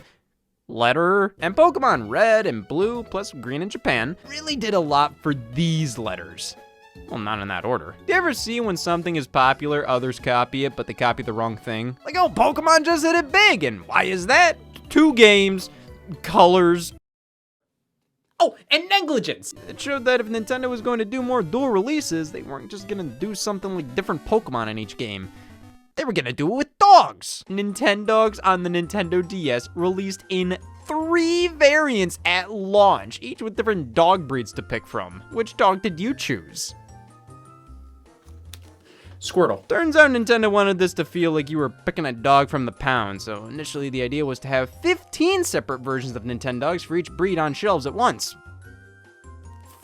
Thankfully, they narrowed it down to 3, with each variant just having different types of dogs at the start, with all the others from the separate versions unlockable later on, so there's really no need to buy all editions. And yet, here we are! Where? How? Nintendogs Best Friends would launch later on, that featured the most popular breeds available at the start, with, just like the others, the rest of them unlockable later, like the Pugs. So it's fundamentally a Nintendogs Greatest Hits that just gets worse as it goes on. I don't like the Pugs. Why are these 2 separate games? It is pretty interesting how they're on separate handhelds, but that also makes it harder for them to interact with each other. Connecting 2 Game Boy Advances couldn't be simpler, same with 2 Nintendo DS's. I don't even know how to somebody, let alone make this work. While Yokai Watch was just 1 game, Yokai Watch 2 released similarly to any other Pokemon game. 2 titles. I can just imagine all the kids on the playground debating, what do you prefer, bony spirits or fleshy souls? Neither! But hey, Pokemon X and Y released? Surely there'll be a 3rd version titled Pokemon Z. I mean, no, they made a follow-up to the anime based on Pokemon X and Y titled Pokemon XYZ. Surely this is gonna happen. Don't give your hopes up. Austin Powers, Oh Behave, or Austin Powers, Welcome to My Underground Lair. Oh man, should I breathe or hydrate? These games are fundamentally simulations of each Austin Powers character's computers with a few minigames available within. For the time, some of this can be a bit novel, like how there are video clips from the movies and how a very limited parody of Windows is in your pocket at all times. After you make room. Looking on the back of the boxes, 4 of them? They were planning 4 of these games? Who else would they have based them on? This fucking guy? We got games created just to have appealing box art for toddlers. Oh mom, I picked Spyro Orange. Why? Because why did you pick Dad? Man, I'd love to talk about the differences between each of the battle networks here, but after researching it, as somebody who's never experienced this series past the first entry, this is all gibberish to me so far. You know, the whole Nier situation reminds me of something. That I'm going to die one day. These Zelda CDI games, Link the Faces of Evil and Zelda Wand of Gamelon, are dual releases. Some of the earliest to be exact. Back in 1993, these launched on the same day and share gameplay mechanics, presentation, the works. Which one would you pick? That one. But hey, we're starting to stray further and further from the traditional Pokemon format because there are so many more forms these games can take. Can you say, hey, all Scott here? My therapist never recommended me to do any of this. Why would I waste a Hail Scott here on that? Cause I'm scared what's gonna happen. It's just Sonic Boom. And Genghis Khan was just a f***ing guy! You just overcomplicate this stuff. In some ways, this is more complicated than the traditional Pokemon like dual release. Or with that, it's not as much about having to buy 2 games to get the full experience, it's just about making the choice yourself. Either way, I'm in hell. Hey y'all, Scott here. I have molecules. I can admit that. Those molecules form a man with skin who uses it to play bug. Evil isn't born. But that was. My brain was only ever designed to be this, which means if I want to tolerate using a PC for 30 minutes to discuss PC games on consoles, I must go forth with brain surgery, replacing it with an exact copy, though now, with the PC game tolerance toggle switched to iffy. The results?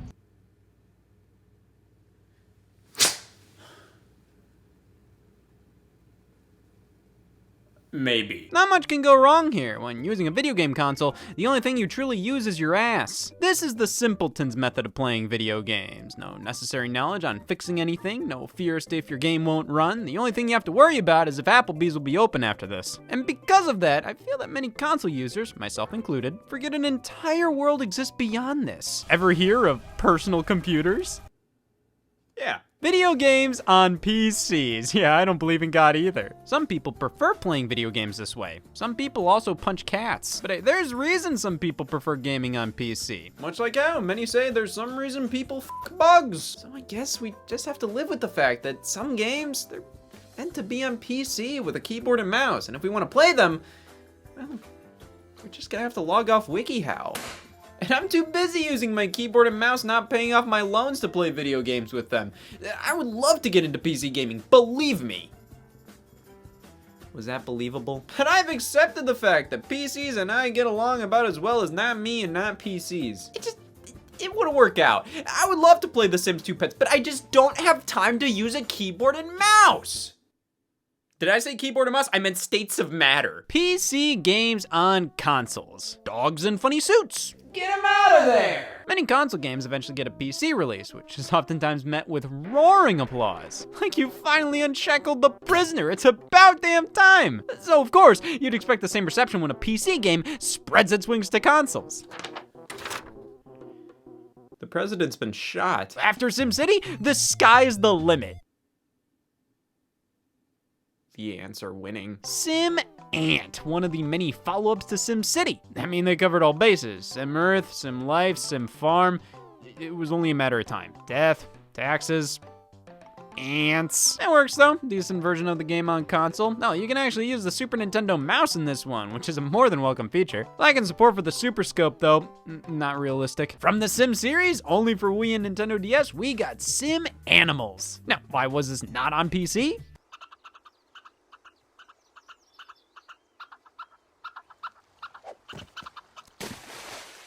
PETA. Whenever I'd see The Sims on consoles, I'd get excited. But after 30 minutes of trying to make do, I would give up and just try to get into nicotine again. Sure, pointing and clicking where to go is way more true to how The Sims was always meant to be played, but there's being true to yourself and not changing who you are to conform to society.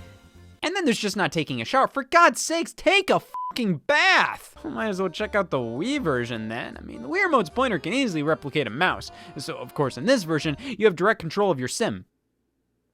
So, the version with a mouse replacement has you controlling your Sims like in The Sims 2 on consoles, and the version with a standard controller has you pointing and clicking. We're just doing things that make sense today! At least with The Sims busting out on GBA, like, damn, this game has Dusty Hog. That is one seldom used pig. Nah, this one, it's just Half-Life 2, running somewhat poorly. Me figuring that out is almost as impressive as me being colorblind. It's more than playable, but obviously, there are much better methods of playing the game on console now, plus many of Valve's other games. The Purple Box. This game got a sequel, Instinct's Evolution. Yeah, but it's only a sequel to this version, not the original Far Cry 1. Then the sequel got a remake on Wii titled Far Cry Vengeance. Then Far Cry Instinct's Predator was an Xbox 360 version of both Instincts and Evolution, and then Far Cry 2 released. Oh, I'm sorry, I wasn't explaining Far Cry, I was explaining quantum physics. Now this is a PC game.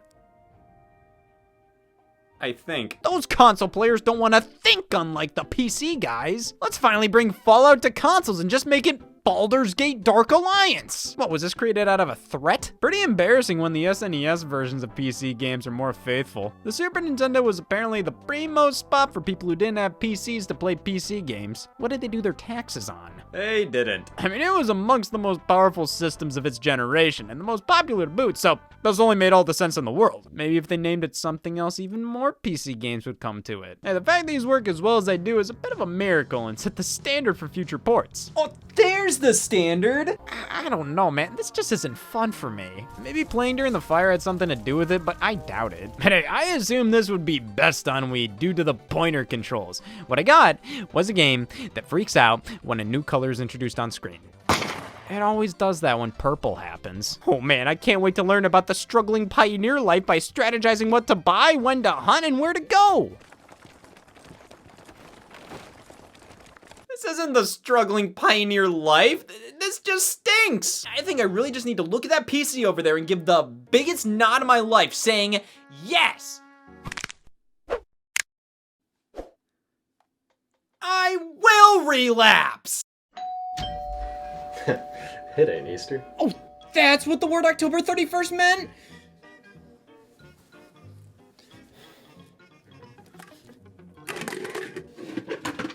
Wow. Some bitch you turned out to be. Really? Yeah, the house down the street was only giving out lectures. But you're different, giving out king-size candy bars and all? Oh, you're just trick-or-treating? I thought this was a robbery on Halloween. Nah, if this was a robbery, you'd be pointing a gun at me. Hey y'all, Scott here. It isn't Easter, it's actually not Christmas. Halloween is here, and for Trick or Treat, I'm giving away 3DSs filled with Nintendo eShop games downloaded onto them because the store was out of Skittles. And I'm just doing society a favor.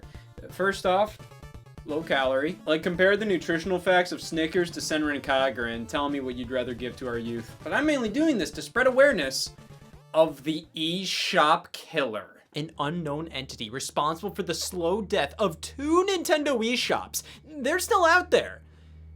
All I can do is show as many people as I can what's being lost while spreading the word. I've been tracking their patterns, analyzing their calling cards, but I still can't find the culprit. The only thing I haven't done yet is waste my time. While I wait for more trick-or-treaters, let's take a look back at the entire life of the Nintendo eShop on both the Wii U and 3DS and analyze them to find out as much about the eShop killer as possible. But with it being Halloween, hopefully nothing scary happens.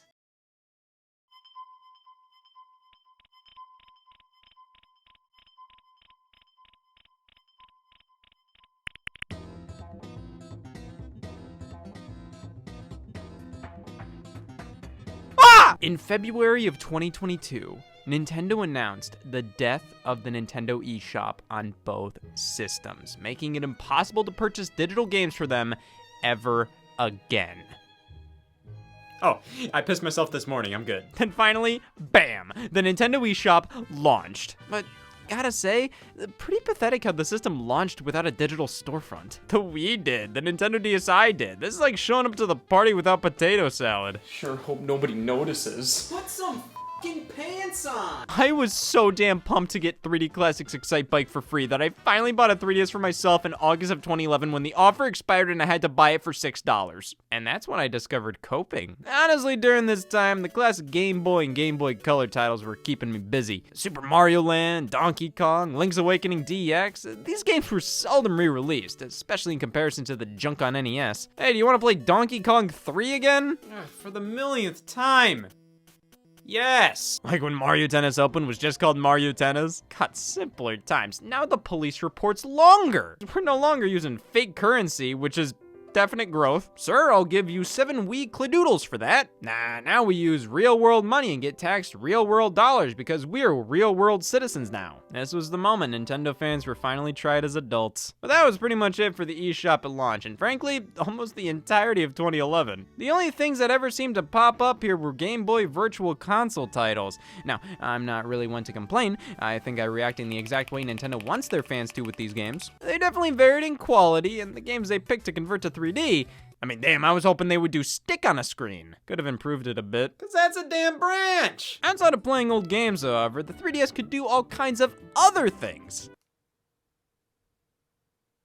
Happy Halloween. Applications! In July of 2011, we got Netflix and Nintendo Video. You know, it was kind of assumed Netflix on the 3DS would feature 3D movies. Much like how you'd assume I'm not fucking pissed. But then there was SwapNote, released for free in December of 2011. This was created as a follow-up to PictoChat from the Nintendo DS. That was focused on sending messages to others in the same room as you. SwapNote took things a step further by allowing you to send messages to others around the world. The amount of customization you can add to your notes makes this a huge step up from PictoChat, along with how much character is infused with the host Nikki guiding us through things. This was a really cute application. For crime! Yeah, because of the online functionality, many SwapNote users would find other SwapNote users to message via online forums. And that's how many users ended up getting horrible messages. So Nintendo's response was to just kill the app entirely, though randomly they updated it in December of 2020, calling it the SwapNote Remastered Update, which didn't do a damn thing. It was basically done just to patch things up behind the scenes to avoid hacking exploits. Why call it SwapNote Remastered? I ask as if I'm brave enough to know. This is one of those games I never played back in the day, but I'll see a small group of people reminisce like, God damn. That was the year of Freaky Forms. and it's easy to see why. If you really want to just dick around and make some abominations that you can then control, Freaky Forms will appeal to you. And manipulative parents. The problem is, that's all Freaky Forms really is. It doesn't go further than, look ma, I made this. Oh wow, that's great, sweetie. Please get a job. Cute little toy, but if you didn't play it during the early years of the 3DS as a youngin', it's pretty difficult to get invested in this today. Though Nintendo did release an expanded retail version later on, meaning Freaky Forms is forever physically preserved. Yeah. Like these grapes. There was always something about Dylan's Rolling Western that just felt lame as hell. Like, oh, you have parents that love you? Well, I have Dylan's Rolling Western. A tower defense game starring an armadillo. It is Halloween. But this was a fine little eShop title. A fun, one and done. They got 3 damn entries. He even appears in Smash Brothers as an assist trophy. Like, what did you do to earn this? I am so sorry. Now, that wasn't it for Nintendo's eShop releases in 2012. Did we really forget Sparkle Snapshots 3D? Not yet. But see, that's the beauty of early titles in a system's life. They stand out more, and being an early adopter can inspire you to try some games you may not otherwise. Be honest. Would you? Colors 3D was another one I owned, which I got a fair amount of mileage out of. It was basically just a simple paint program, though you could use different layers to create 3D art. Get those sensors ready. It's the word f***, I swear. Hey everybody, Geriatrics here, therapist at the Think Barrel. Mental health's been on an upswing lately, and therapy profits are in the gutter. So I thought I'd do my part and get a second job telling the news again. So if this report traumatizes you, thanks bud, means a lot. If you start seeing things, you know who to call. We return to this hour's update on Throat Watch. Reports of dangerous substances such as lithium-ion batteries being hidden in Halloween candy have been lowered to a concerning 1. Resident Rex Mose can be seen here eating shit.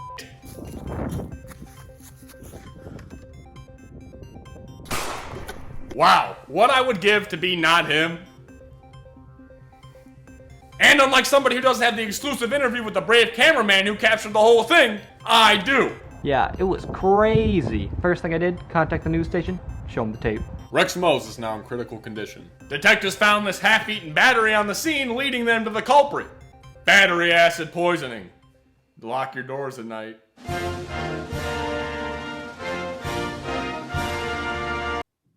Should really stop labeling my stuff like that. Please! 911! Somebody just broke in! Can we have prison outside today? Sorry, friend, no can do. Maybe this will cheer you up. Can't have a criminal without a gun. Wait, do I know you? Well, there's a good chance he gutted someone. I was right there behind you with handcuffs. No, that hasn't happened yet. Do you have a brother? Nah, even better. Cousins. Got one that works at Target, one that's dead. I work at the police station. I'm a police employee. Pleasure doing business with you. Well, I'm a convicted felon now. Might as well act like one. I feel like Nintendo wanted to have these systems speak to each other far more than they did. I mean, I can view 3DS software available on the Wii U eShop, and why can I do that? But eventually, Nintendo finally combined the two eShops wallets. We got Animal Crossing Plaza, a companion app to a damn 3DS game. It was integrated with the Miiverse social media platform of the Wii U and allowed you to make posts about specific animals in the game.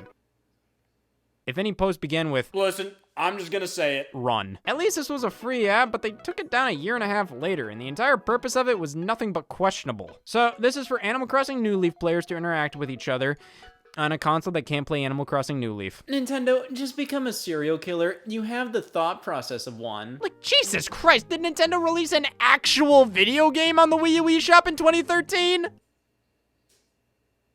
No. Pokemon Rumble U, $18. Why not 19? Unfortunately, some of these challenges would just be tutorials. Kick the turtles. Oh no, my ass! I've worked it off! Yeah, they wasted no time creating a follow-up to the original, this one being revealed just 2 months after the first was announced and released. Though NES Remix 2 was first shown in February and then launched in April. I feel like that kind of deflated the excitement for me. I mean, NES Remix is not the type of game you can hype up for months on end. Like, damn, did you see the leak? But this one was definitely quite a bit more interesting considering the game lineup. Oh wow, actual video games! Where's Scoon? But developer Yacht Club Games did the unthinkable. They didn't make Meme Run. 2014 may have been the year Nintendo fully embraced indies. There's a dark side to that. See, at the beginning of this generation, Nintendo was still a bit picky on what would be allowed on their platform, stopping games like Binding of Isaac from coming to the 3DS due to the offensive religious imagery.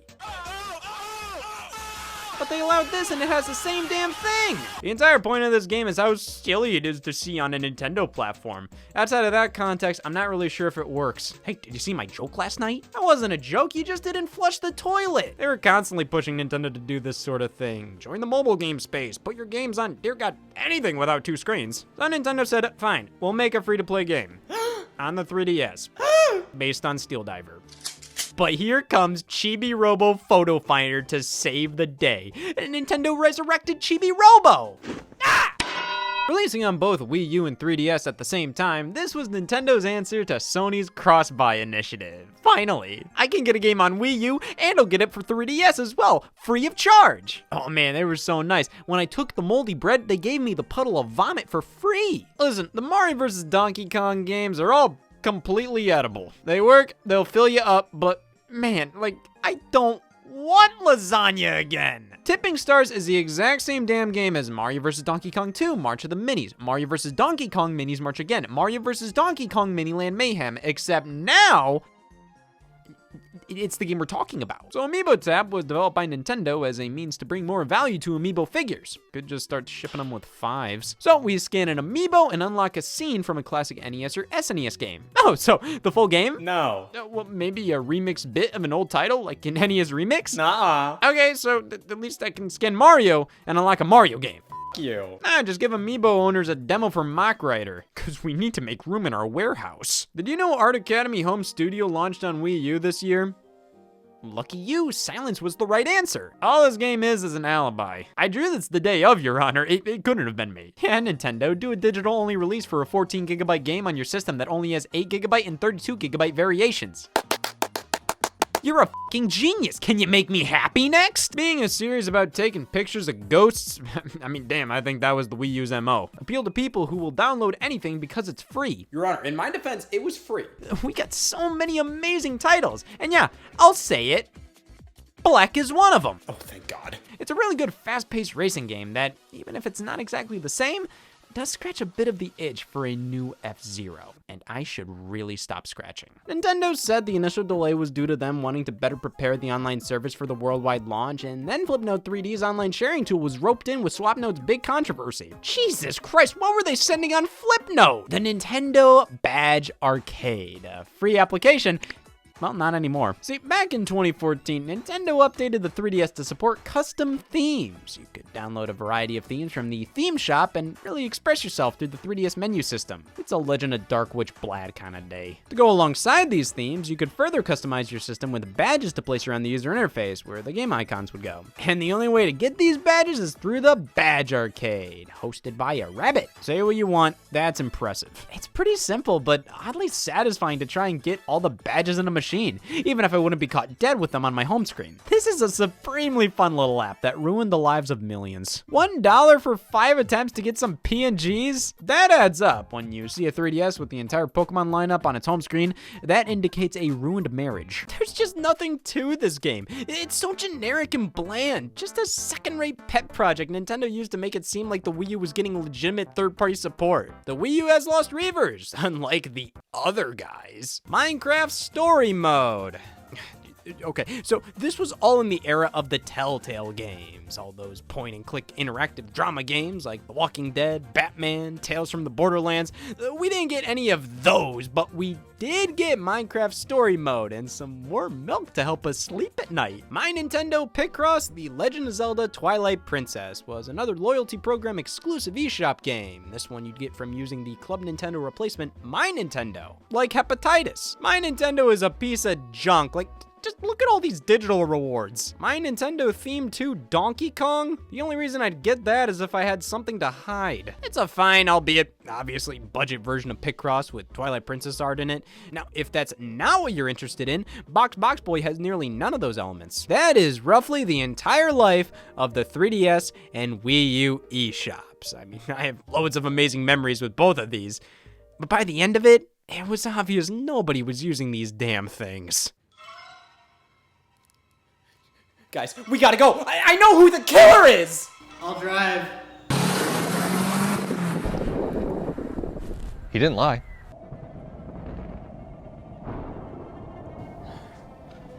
This will give us a good look at the criminal. This isn't a criminal. This is grass. Just listen to me. Who would have a motive to kill the Nintendo eShop? You know, on second thought, this grass has nothing to lose. Some may think Nintendo was the one to kill the eShop, but why does the store live in the first place? What purpose does it have staying open? I don't think this was death by homicide. I think this was death by neglect. Nintendo wasn't the eShop killer. It was us.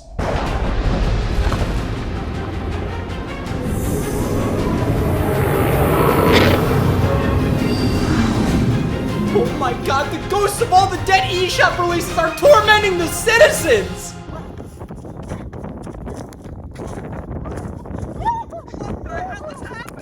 What the f***? What the f***? Why are there ghosts every f***ing where? What did you do? Dude! Everywhere f***ing ghosts? That's not okay! It's not okay! Yeah, Jesus Christ.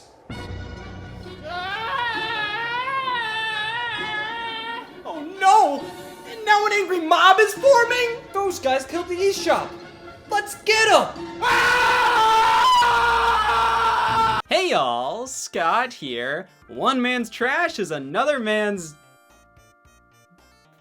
fucking garbage. What makes a video game a good deal? Well, it's subjective. I don't know why you wrote Big Fangs, but I can't say you're wrong. But it's good to know your limits, what the bare minimum kind of product you'd buy at a certain price is. If I'm gonna buy a game for $70, well, it's gotta have this, or I'm not budging. But many don't seem to understand how just because they won't buy anything with the letter B in it, that doesn't mean I abide by their logic. Either way, I'm safe. It's entirely up to each individual how they spend their money. If you want to buy The Last of Us Part 1 on PlayStation 5, yeah, I mean, there's worse ways to spend $70. Here, take my money. Well, to truly understand, we need examples, and if we don't get examples, we'll make examples. We saw that price increase by $10. Oh no, my Gordita Crunch money! Hey, listen, I ain't opposed to $70 video games, or how much time you get out of these things, and that's still a fine value. It cost me $15 to see Dumbo, and I still haven't made back that investment. But the games they chose to be some of the first with that standardized price, It's the same goat I've seen every day for a nickel. I'll give him 9,000 today. Demon's Souls, a remake of a PlayStation 3 game from 2009 that launched at $60, a part of the same lineup of games from the same developers, Elden Ring, which retailed at $60. Oh, I'm sorry. The chef is out. He made all the sense around here. Why is this so expensive? Because the toxins released spending $70 are far healthier than burning it. The original 2013 release was well worth it in every sense of the word. If you say it really fast. 8 years later. This game better look like Satan's worst nightmare. It looks like you just had a bad dream. Going from the original PS3 game to Part 1 on PS5 is a huge step up. But from remastered on PS4, like there should have been a bonus feature in Part 1. A fucking bird that tells you when something's different. What you spend your money on is your own damn business. Until the government gets involved. But that just begs the question, what do I consider a good deal in gaming? I stole this. It came to Nintendo Switch out of nowhere a year later and includes new content. Oh, they ain't kidding. Nintendo wouldn't do this to me. We're really close. We talk all the time. Hi, this is Nintendo customer support. Hi, my DS won't turn on. Which means you would love Gears of War Ultimate Edition on Xbox One, a $40 remaster of Gears of War on Xbox 360. I only have $5. But I just found out taking out a loan is free! Ooh, well, Wii U gamepad functionality. Yeah, because doing this playing Mass Effect 3 feels badass. The button hurt my finger. Nintendo was handing out some pretty solid deals during this generation. But then, it happened. In the era of the Nintendo Switch, Nintendo wasn't too interested in cutting consumers a deal. Case in point, the Switch version of Donkey Kong Country Tropical Freeze. $50 on Wii U when it released as a brand new video game, discounted to $20 in 2016. Nintendo Switch version releases in 2018 for $60. What did they add to this version? The goddamn Pope? Okay, so what's the problem again? For $60 a year, most people are okay with that for online multiplayer alone. Adding a handful of free games on top of that? That's just icing on the cake. The cake is nails. Hey y'all, Scott here. Spoiler alert! I always feared being spoiled on what's inside the PlayStation Vita box, but now I'm finally willing to show it off to everyone while keeping my experiences pure. I don't want to see it. Don't meet your heroes. Alright, looks like we have... Oh my god, little deviants. Name a more exhilarating pleasure. You open up your brand new Nintendo 64, rip it out of the box, plug it into the TV, pop in the gate. My crotch hurts. I mean, sure, these days our consoles can connect to the internet and do all kinds of things out the box, but that doesn't mean we should be deprived of a surprise. Oh wow, big man, too good to call this a pack-in. Well, f a guy with an opinion, I guess. And while I think many non-gamers can get a kick out of some of the minigames at play here, the barrier for entry is far too large. You think I can convince Grandma to play a minigame based on Pikmin? Well, I can't. She's dead. Packed in with the Super Nintendo, we got Super Mario World, one of the greatest games of all time. How's Scott gonna bitch about this one? I found a way. It's like an abacus. This counts. If Astro's Playroom wasn't on the PS5 and didn't use a controller capable of such things, I think we would live. Think. PlayStation consoles historically haven't had pack-ins all too often, so I think it's impossible to complain about this. Think! When the Nintendo Switch launched, one game had such high levels of pack-in energy that everybody was befuddled when it was sold separately instead. Where the f is it? One through Switch feels more like some developers had a unique idea and wanted to create an experimental multiplayer game, which I can get behind. With a gun! Retailing for $50 by itself, that's a dick move. Being your first Nintendo Switch experience coming bundled in with the system is that much better? Would you rather be shot for free or for $50? What do these buttons do? How do most games work? What you can expect from this console. And if you were lucky, you got Duck Hunt 2, and thank God, because I needed a healthier coping mechanism. The Nintendo 3DS had no pack-in games, says the Outcast. I never experienced much of Street Pass, mainly because I was ashamed to be a Nintendo fan when the 3DS was new. I was 14 years old and wanted to put up a facade. I don't like Nintendo, I like having a big stinky crotch. What better game to get with your Sega Genesis than Adjusted Varmint? Sure, the NES could play older arcade games like Pac-Man, alright, but when it got more contemporary arcade hits at the time, like Strider, Narc, and Ninja Turtles. How is this surprising to anybody? Man, this pumpkin can't play football. I mean, it was badass! I don't want to play Nintendo, I'm grown up now. I want to play... I hope that's his leg. Sonic the Hedgehog was the ideal pack-in. The game you can easily compare to competing games on competing hardware and immediately point out the differences in what made the game special. Gun to your head, do that with Altered Beast. If you want to kill me, just do it. Because let's be honest, if this was a pack-in for the Xbox 360, well, I'd feel better about my physicality. I'd do anything in Wii Sports, I'm pulling a muscle. When the Wii Mini launched, Cutting straight to the punchline on that one. There's an art to the pack-in game, and hopefully you were able to see that through all the examples given. It has to be a great game in its own right, while also being a console showcase. And I gotta be honest, guys, I don't think Little Deviants is great at either. Hey y'all, Scott here. This is Sonic 3D Blast. This is a hernia. Spot the difference. ugh, do I even have to explain myself here? Who's ever looked at this and said, Delicious. Sonic 3D Blast, Sonic the Hedgehog's jump to 3D? Oh, world's quickest sin. Yeah, I've never seen anybody actively hate it. Not like it, sure, but hate? Like, that's like picking on a dog with no legs. I know this game isn't great, but I still kind of like it. It's like dating a bad boy. You never marry it, but maybe just this once. But the idea of a 3D Sonic on the Sega Genesis just wouldn't go away. That's called an intrusive thought. No, it's Sonic 3D Blast. Yup. The Sega Saturn had officially released, which is why this was the perfect time to make a 3D Sonic on the Genesis. No, wait.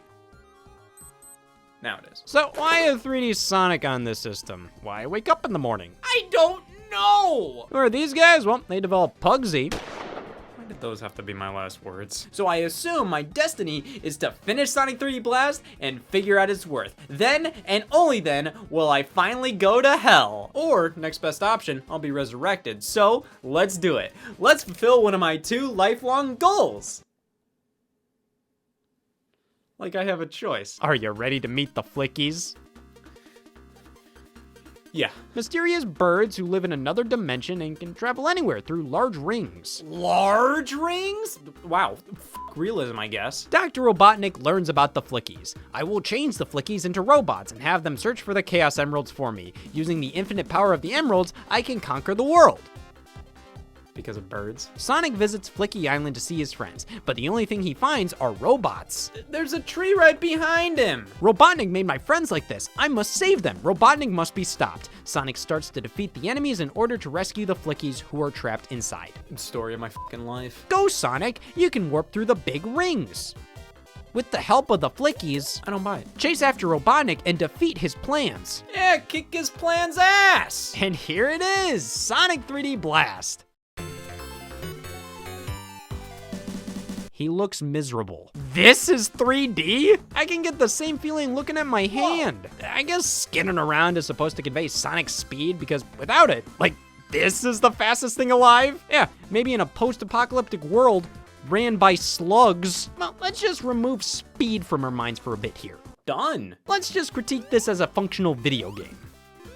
Oh, you gotta be fucking kidding me. Sonic 3D Blast just gives me a headache. Conspiracy theory number 1, Tylenol funded this. It's kind of charming. This game is sort of garbage and obsolete, yet very competent and playable with a lot of character, which makes it so oddly lovable to me. Dude, your brother just fucking shot me. Oh my god, when is he gonna learn? Conspiracy theory number 2, this game isn't too bad. Yeah, the ability famously introduced in Sonic Adventure, allowing you to home in on enemies after jumping due to how difficult it was to line up jumps in 3D. I fucking wonder where they fucking got that fucking idea. Conspiracy theory number 3, fuck this game. The fact our reward for getting all the Chaos Emeralds is this, I can tell what you're trying to do. I'm not giving you the sympathy vote for this. Just let me tell you, this game feels like it's trying to pull that at every second. Like, oh man, this is the enemy that stole your bird, beat you senseless, f***ed your wife. May not be perfect, but Sonic 3D Blast is far more important than you may think. Oh my god. I just discovered the trick to staying alive! Lie! Hey y'all, Scott here. Gosh, I want to play this video game, but it's just too complicated. I don't know. Bingo! Thus, let's do some math here. We have a pet simulator, which, looking at the craze surrounding Tamagotchis, we know those are big. Using a touchscreen and microphone in 2005 to do things like pet a virtual animal and also do some light voice recognition, which I'm pretty sure around this time we were all struck at light up shoes. Couple that with the pet we were raising being dogs, puppies, not some weird ass creature made up for the game. Now, you show this to Dad, and he goes, "That's a dog." Pretty easy to see how Nintendogs appeal to everybody, with its simple and intuitive controls, easy to grasp concept with a theme most general consumers wouldn't be embarrassed to admit they're playing a game about. Ew, you're playing that? And not the sequel? So yeah, these games are far more important than I think people give them credit for. Remove this from the timeline and I might be missing a limb. And that's just the price you have to pay $20 for 100 public domain books. Come on, man, I can print off PDFs of all these books for free. Okay, so do it. The point is, Nintendo. It's no wonder the United States cracked down on games claiming to train your brain. Thank God. It has some of the most basic, boring sounding content at its core, math, but turns it into something where you want to get better at solving problems and faster at solving problems. Oh my God! That's 5 gallons of water! We even have a Sudoku mode. Well, I have some books, so we'll decline. But just a few months after the first Brain Age's release, Nintendo launched Big Brain Academy. What does this game do differently? Deserve at least a teen rating. Electroplankton. Don't fucking try that. Another game that, oh, I already fucked up. I think it's a bit much to call this a game. It's pretty much a musical, visual, interactive fish moment. Oh, it's one of those, huh? It's easy to see where they cut corners, though. I mean, one of the games is Soda Shake. Nintendo, I don't need you for this. But at the end of the day, Dots and Boxes is still Dots and Boxes. Though again, Nintendo, I don't need you for this. Tetris is one of the most widely played and accessible games out there. So what's the version on one of the most widely played and accessible handhelds of all time like? Oh my God, it's fucking Frog Mario! It's Tetris for me! It's like they marketed this as a brain booster, something to play once a day. If you wanted to make Tetris Attack educational, just keep the damn Yoshins and have them spout history facts. You want to talk about games that ain't games, this is a magic kit. You dare make this for a general audience and feature this character? Mom, it's Barbara the Bat! It's not a bat, those are boobs. Outside of a few Super Smash Bros. Appearances and Super Mario Maker, Master of Illusion is her only game in this country. I always knew this slogan was full of shit. Though the essence of the brand and the types of games released under it helped propel gaming to be as big as it is today. So, thank you, Nintendogs. Hey all, Scott here. I'm from the best generation, the worst one. And what we have is special Monopoly without indoor plumbing. We don't need no electricity for fun. Here, look at me. I'd like to see a Game Boy do that. With jokes on them, I still don't have indoor plumbing. The medium of video games has given us some of the most creative and mind-blowing interpretations of entertainment ever conceived.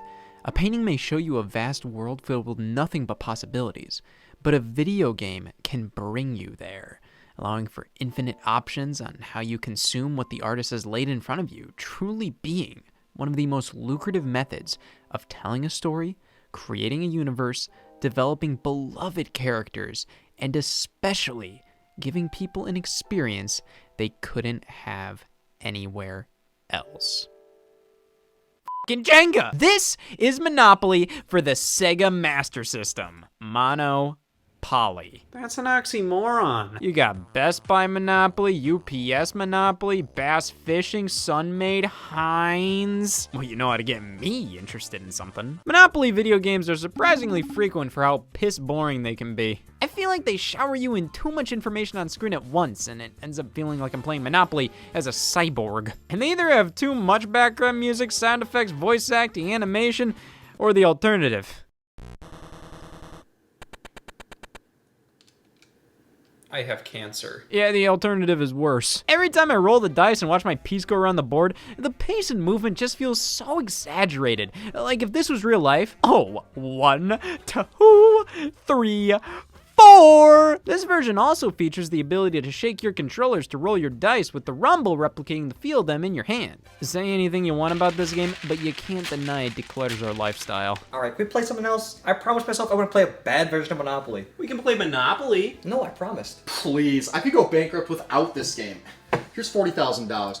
Well, let's see how the video game adaptation of it holds up. It uses a lot of the same assets from Monopoly on Super Nintendo, but this time, it's a horror game. Let me show you the scariest thing in the title. No, I left the sink on! Well, it's more of a mystery game. You pick from a selection of characters, like Colonel Mustard. What war do they even serve in?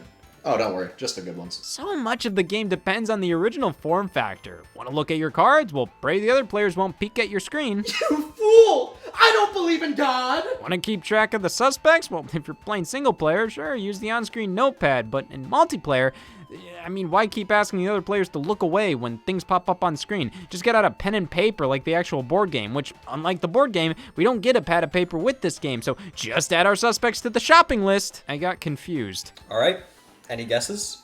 I wrote down the murderer is guilty. Yeah, I got Colonel Mustard with the milk in the Walmart. I got Baltic Avenue. That dirty son of a bitch. I'll never be able to eat mustard like this again. Yeah, I like my board game, so I like my coffee. Good. Which is why the Wii got a whole slew of board game video games. Most notably, the Hasbro Family Game Night series. See, this is how you do it. Multiple board games in one package. Of course, they picked some of the lesser ones. Ones I'm sure they doubted themselves being able to sell standalone. Man, Hasbro owns so many game brands. This series could have been endless. But man, Family Game Night includes Boggle? Oh, this will be great for us! We call ourselves the Boggle Brothers. I didn't know you two were related. Oh, we aren't.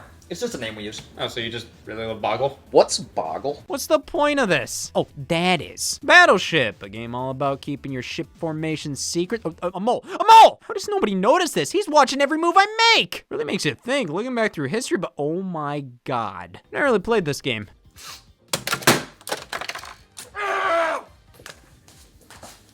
Come on, man. He didn't know Boggle first. And there's a reason it has thousands of variants and Yahtzee doesn't.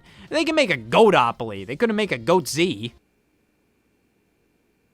Ready? You ever played Jenga on the plane? Sure, but... A home console game, though, like, why? Because you don't want to clean up after playing? Oh, damn it! How does Jenga World Tour have a 26 on Metacritic? What, is it bad or something?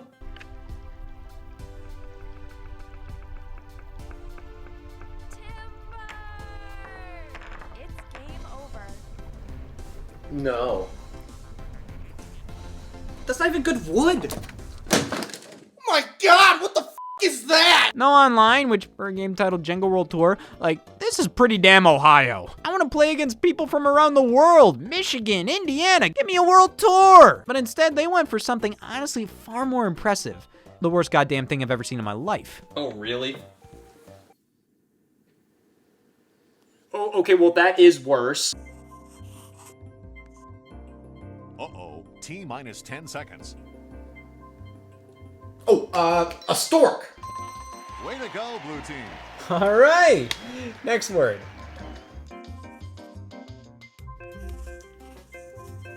Stork? No. Big bird. The genre is I'm sick. Dude, he's getting fucking shot! Way to go, blue team. That's pretty sick. It's also pretty sick.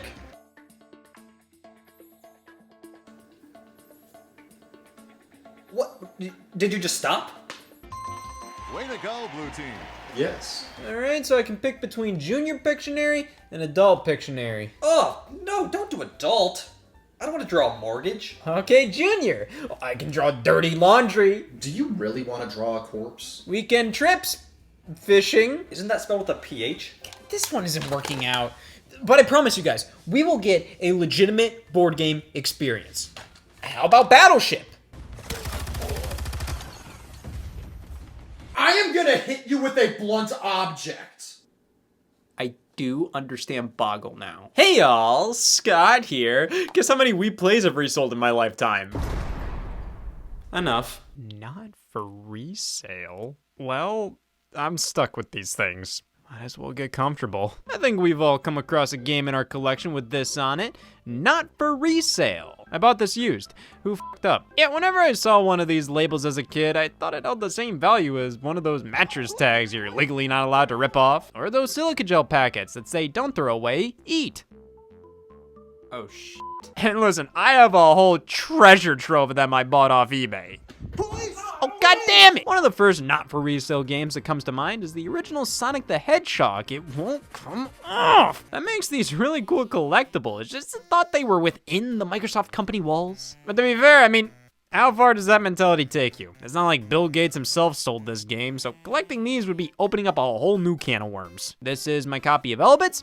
This is my copy of Elbits from Kentucky. It's like the metallic NFL stickers on games. You ever successfully peel one of these off? No, because you're depressed. So imagine 2 of these on one case. That's f***ed up. However, these don't say not for resale. They specify they're not to be sold.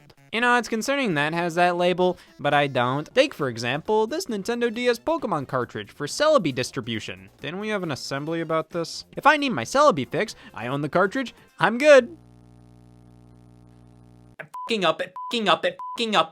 Up. It's really great that these events were handled in this way because all these years later, you can still get these Pokemon after selling your dad. It's not actually usable in the demo, but the icon is here, and that alongside the beta logo is enough to warrant my new fugitive status. Many of these cards contain specific information regarding the store they were sent to because they were meant to be sent back to Nintendo once they were done being used. Somebody must have been shot for me to own this. I paid $250 to break the law! You know, murdering someone's cheaper. So why spend $150 on this? Oh, because of the historic value.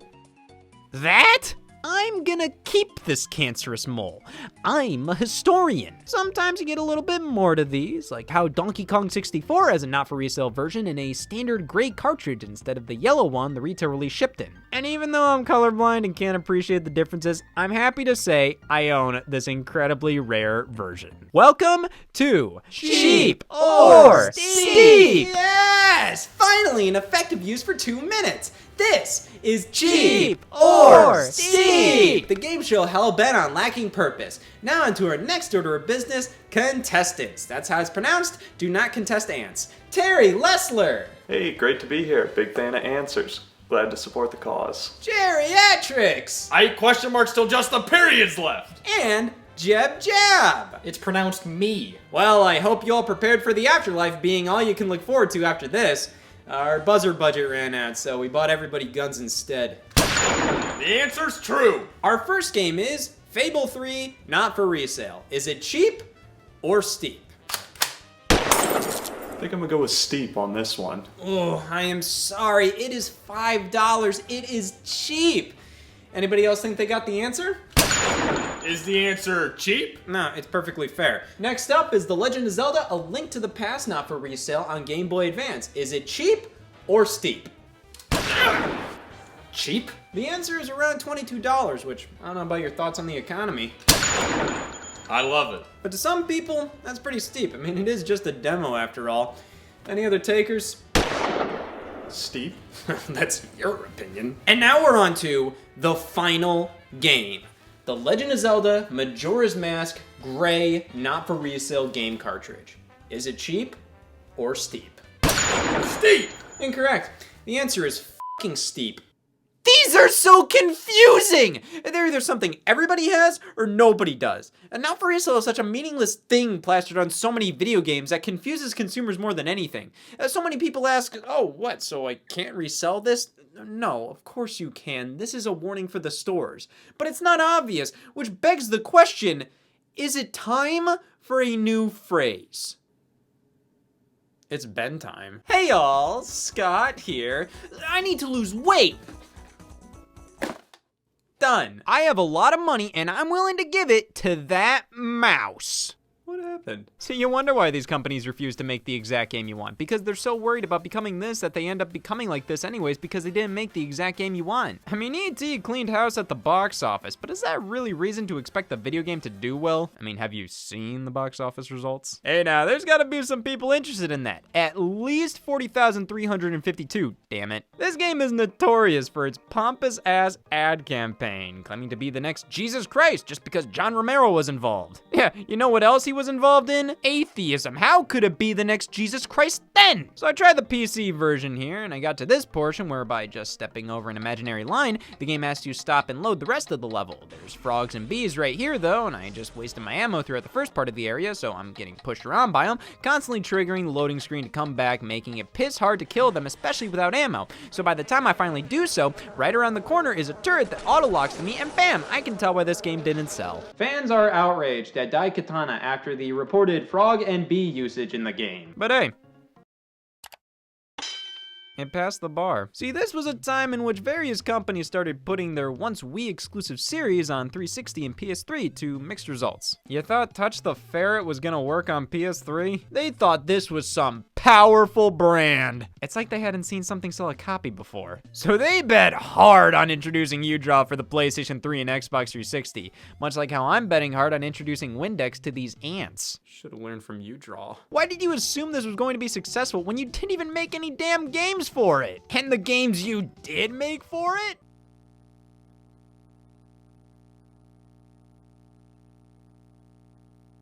I mean, how stupid could you be for assuming a Wii drawing tablet would be a hit on the consoles people told me they f***ed my dad on? Why is there voice chat? Plus, with a 3DS remake, that meant you could play the entire series on one system. That does simplify things. So you know when a few months later Nintendo announced another Mario and Luigi remake on the 3DS, that hit well. Yeah, that was well. I mean, around that time, Square Enix also released Sleeping Dogs. Yeah, snoring mutts. If Call of Duty made $1 billion in 10 days, surely Exhausted Canines can. Get the hell out of here! But why focus on just these games when we can look at the bigger picture? How can we live with ourselves when all these games are failing? All these commercial failures were miserable. And just look at these poor innocent games that failed. Cry. Cry! These companies need our help. We should make sure to support every game that comes out, so then fans I don't know of a series I don't care about can be kinda happy one day. Who needs bail money? Who needs to repair the roof? I'm gonna spend all my cash on ensuring that we never see another commercial failure in gaming ever again. And I need the world to do the same.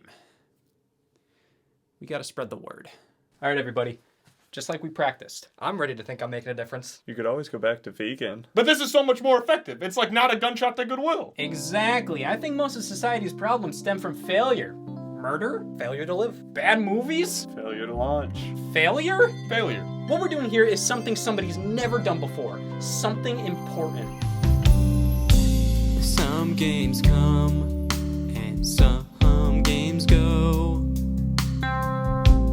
to a place, not your shelf though. These are large corporations that need our aid to save their graves. We all got some cash, why bother even lie? Our new jeans worth more than mighty number 9. Number 9. Just buy the game. It's better than feeling the shame. You don't have to play. It's all for the sales charts anyway. You'll make some pals. Good job, you boosted their morale.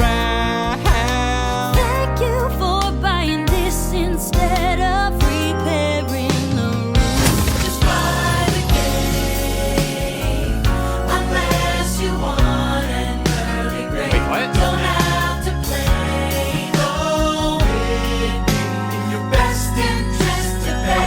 You'll die alone. You'll die alone. Oh my god! Finance will break all your finance is the only answer when God falls sells bad. Wait! You guys, I think I got it all wrong. We can't buy every game. If we're not interested in one, why should we spend our money on it? If a game fails, that stinks, but failure's a part of life. Without failure, we wouldn't have success. We shouldn't feel the need to buy a piece of entertainment we're not interested in. We should focus on what makes us happy and what we want to experience. And not what people we don't know tell us what we should like. We'll embarrass ourselves how we want to, damn it! Don't buy the game. It wasn't worth it anyway.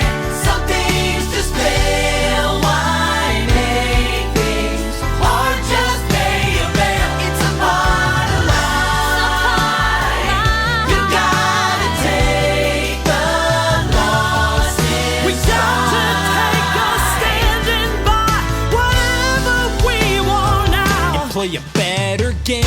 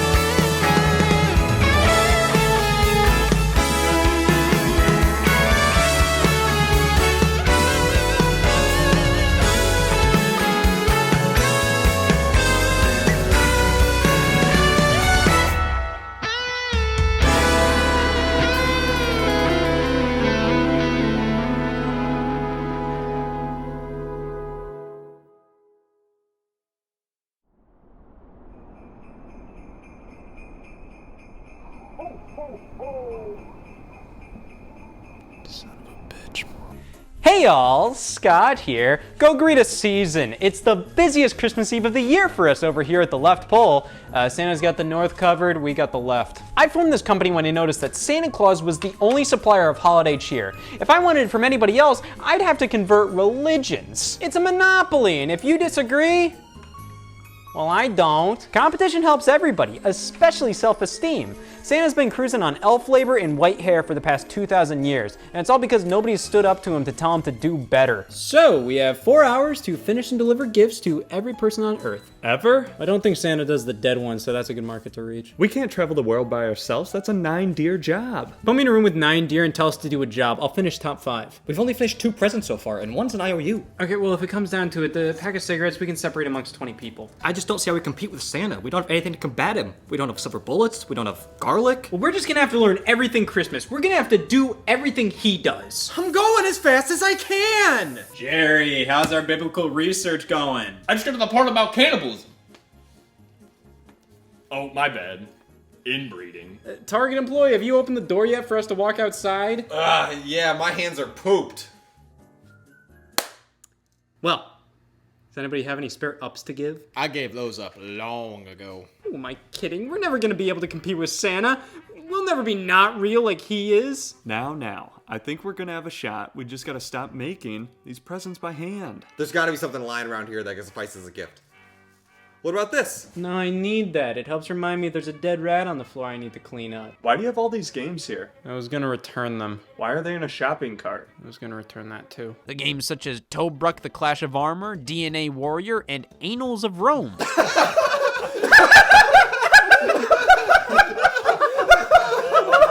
Tobruk! Data Design Interactive. Does that name ring a bell? Well, or maybe these images will refresh your memory.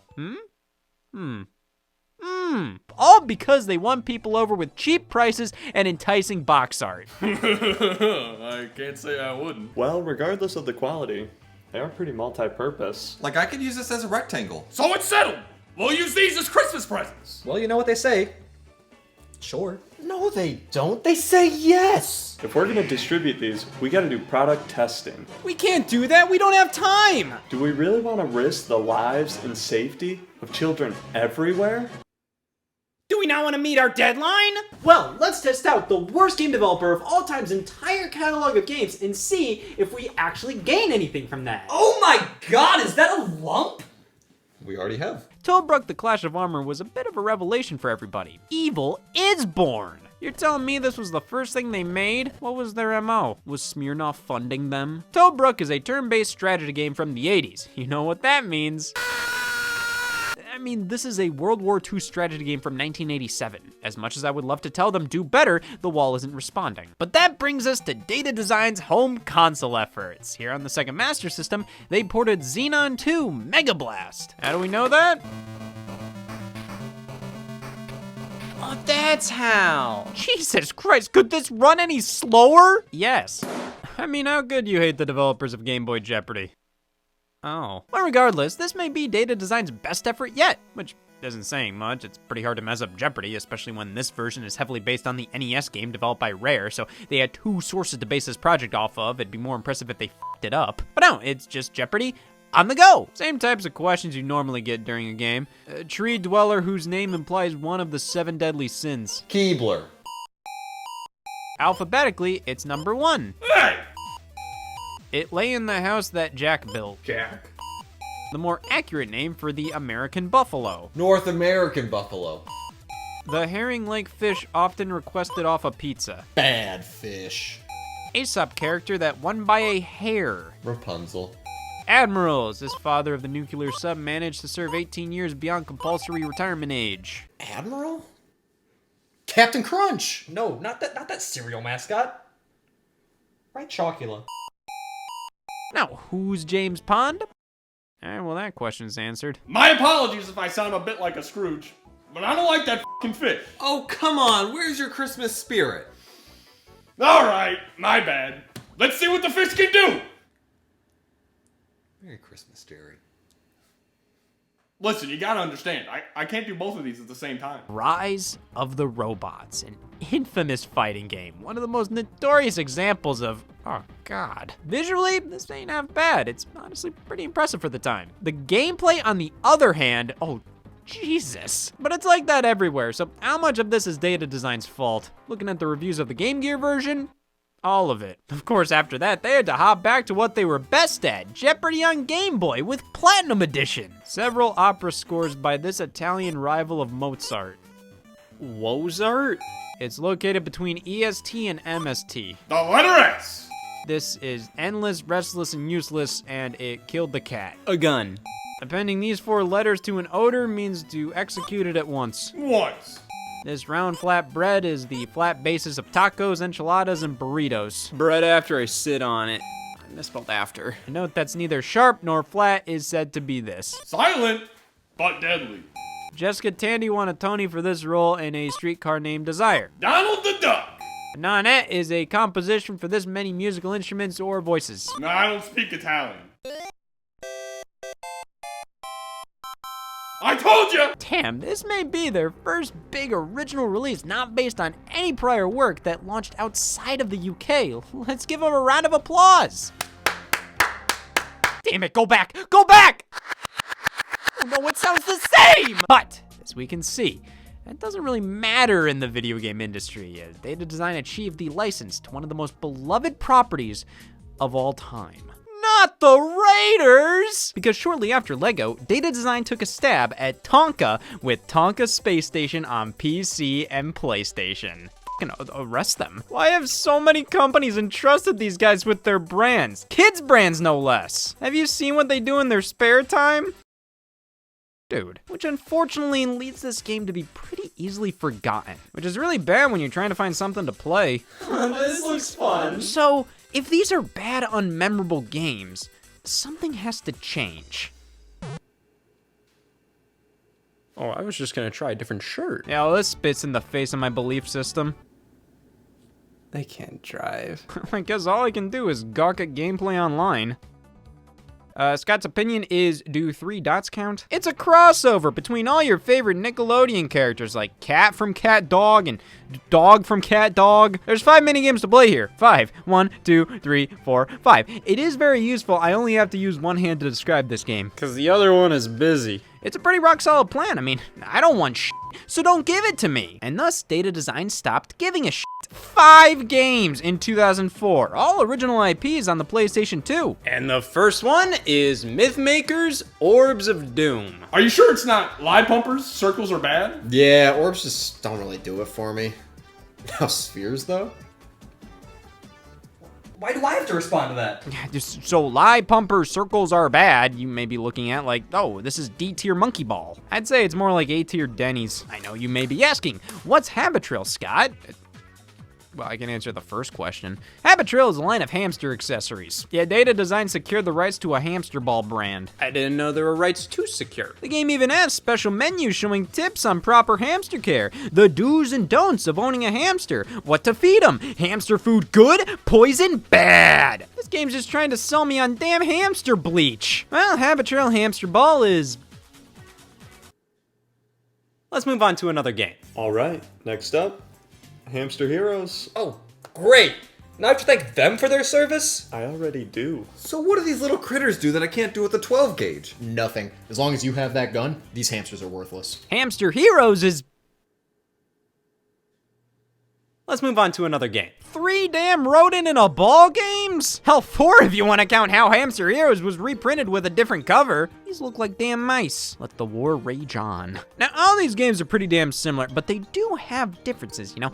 Orbs, balls, mice, and the hamsters have got to be bleeding. Well, I'd trade a bleeding hamster for a bloody rat any day. Let's try Mythmaker Superkart GP, another 2004 European PS2 release that came over here on the Wii in 2007. Finally, the Mythmakers can bitch about gas prices with my dad. Yeah, I thought Living World was a children's cartoon series or something, like The Busy World of Richard Scarry. Dude, they make rat food. But we can pick from some of our favorite Living World animals. Mr. Mouse, Mr. Hamster, Mr. Rat, Mr. Guinea Pig, Mr. Chinchilla, Mr. Dwarf Rabbit, Mr. Rabbit, and Mr. Ferret. Now, what can we infer by this character roster? The absolute sausage fest. But also how Living World has a vast array of iconic characters. I mean, they are all here on the loading screen. That's Mr. Mouse. So surely, because this is a racing game featuring these characters and they're prominently featured with names, I can look up Mr. Mouse from Living World and see all the other wacky adventures Mr. Mouse has gotten himself into.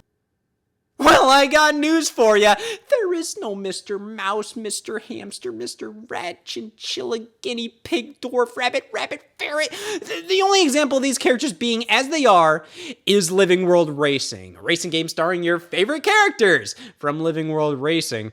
I thought for as long as I had this game, oh, this must be some kids show in Europe. Not only, no, they make rat betting, but these characters aren't even characters, which for a character named Mr. Rat, I'm fucking shocked! So the only person this game would appeal to, oh, to be a mouse for a day, is that. This one isn't good either. Judging from Data Design's new strategy, let's check out their platformers to see if this stage originated somewhere. Actually, I just found where it came from. This is Ninja Breadman. It's a cookie. Wait, I've seen that before. That's Milk's best friend.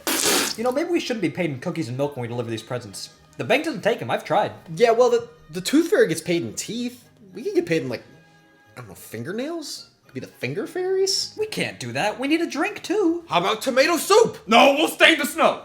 Why don't we get $200 a piece? So this is our current project proposal. Now it is. So is Ninja Breadman just a gingerbread cookie ninja, or is this just a whole ass subgenre? Well, let's see how Data Design does platformers. They don't. What the f***? Okay, I'm dead. And I'm dead again. Oh my god, why bees? What, they couldn't get the rights to flies? This game feels like chafing. Candyland is under attack. You're just asking to be sued. Pick a more original name, will ya? Oh no, Scrabble is under attack. Throw ninja stars to stun enemies and follow up with the mighty samurai sword, reducing enemies into a quivering pool of raspberry jam. Even the bees? It's just a completely generic 3D platformer, one that gives me just by controlling it, because Ninja Breadman is so damn fast and using your weapon is so damn slow that every moment in this game just feels like... Next in line of Data Design's Wii era platformers is this. Anubis 2? They made a second new Bis? Oh, I love the first one. It had graphics. Graphics? The only graph I'm saying Ick 2 is this one. There's no Anubis 1? There's no Anubis 1 on any screen I'm aware of, and that includes a screen on my back door. And I ain't talking about my ass. Why are you whispering that to me? Anubis 2 is actually supposed to be pronounced Anubis II, as if this is the offspring of the original Egyptian god Anubis. Okay, that's fine, but just call the game Anubis Jr. There will never be another incarnation of the Egyptian god Anubis. Wait! Monster Trucks Arenas. Have any of you ever played this game? God, no. This game involves my 3 biggest fears. Monsters, trucks, and the Monster Trucks Arena video game. My 3 biggest fears are men, bread, and losing my brother in a homicide. I know how you feel. I got a gluten allergy. Earache Extreme Metal Racing, based on the record label Earache. That's just great. Yeah, next up, Crash Easter Egg Hunt. You know, in Europe on the PS2, this was called City Soccer Challenge. Soccer. In Europe. You're in Europe. Why are you calling it the American term? You don't call crumpets cheese nips over there. It's Kids Sports Crazy Mini Golf, featuring new U technology, allowing anybody to put themselves in the game. Wait, what? Wait, Rex, what are you doing? Oh, I just decided to tinker. Tinker? Yeah, it's Tink brought to the next level. A chicken man. There, all Data Design games tested. If we're quick, we can catch up to Santa. It's only 2 a.m. on April 16th. Oh man, I had work a month ago. I can't believe we missed the deadline for Christmas Eve! We wasted 4 months playing these games! Well, I wouldn't say wasted, probably just say misused. Yeah, I enjoyed not talking about my ass for 4 months. Yeah, I enjoyed not hearing about it. Yeah, it says right here. I'm pretty cool. And by proxy, so are all you.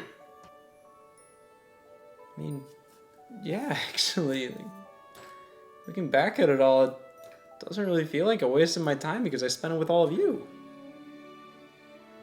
That's it! We do have the competitive edge! Santa may be able to give all these physical gifts, but we don't need that! We have our time and company and friendship!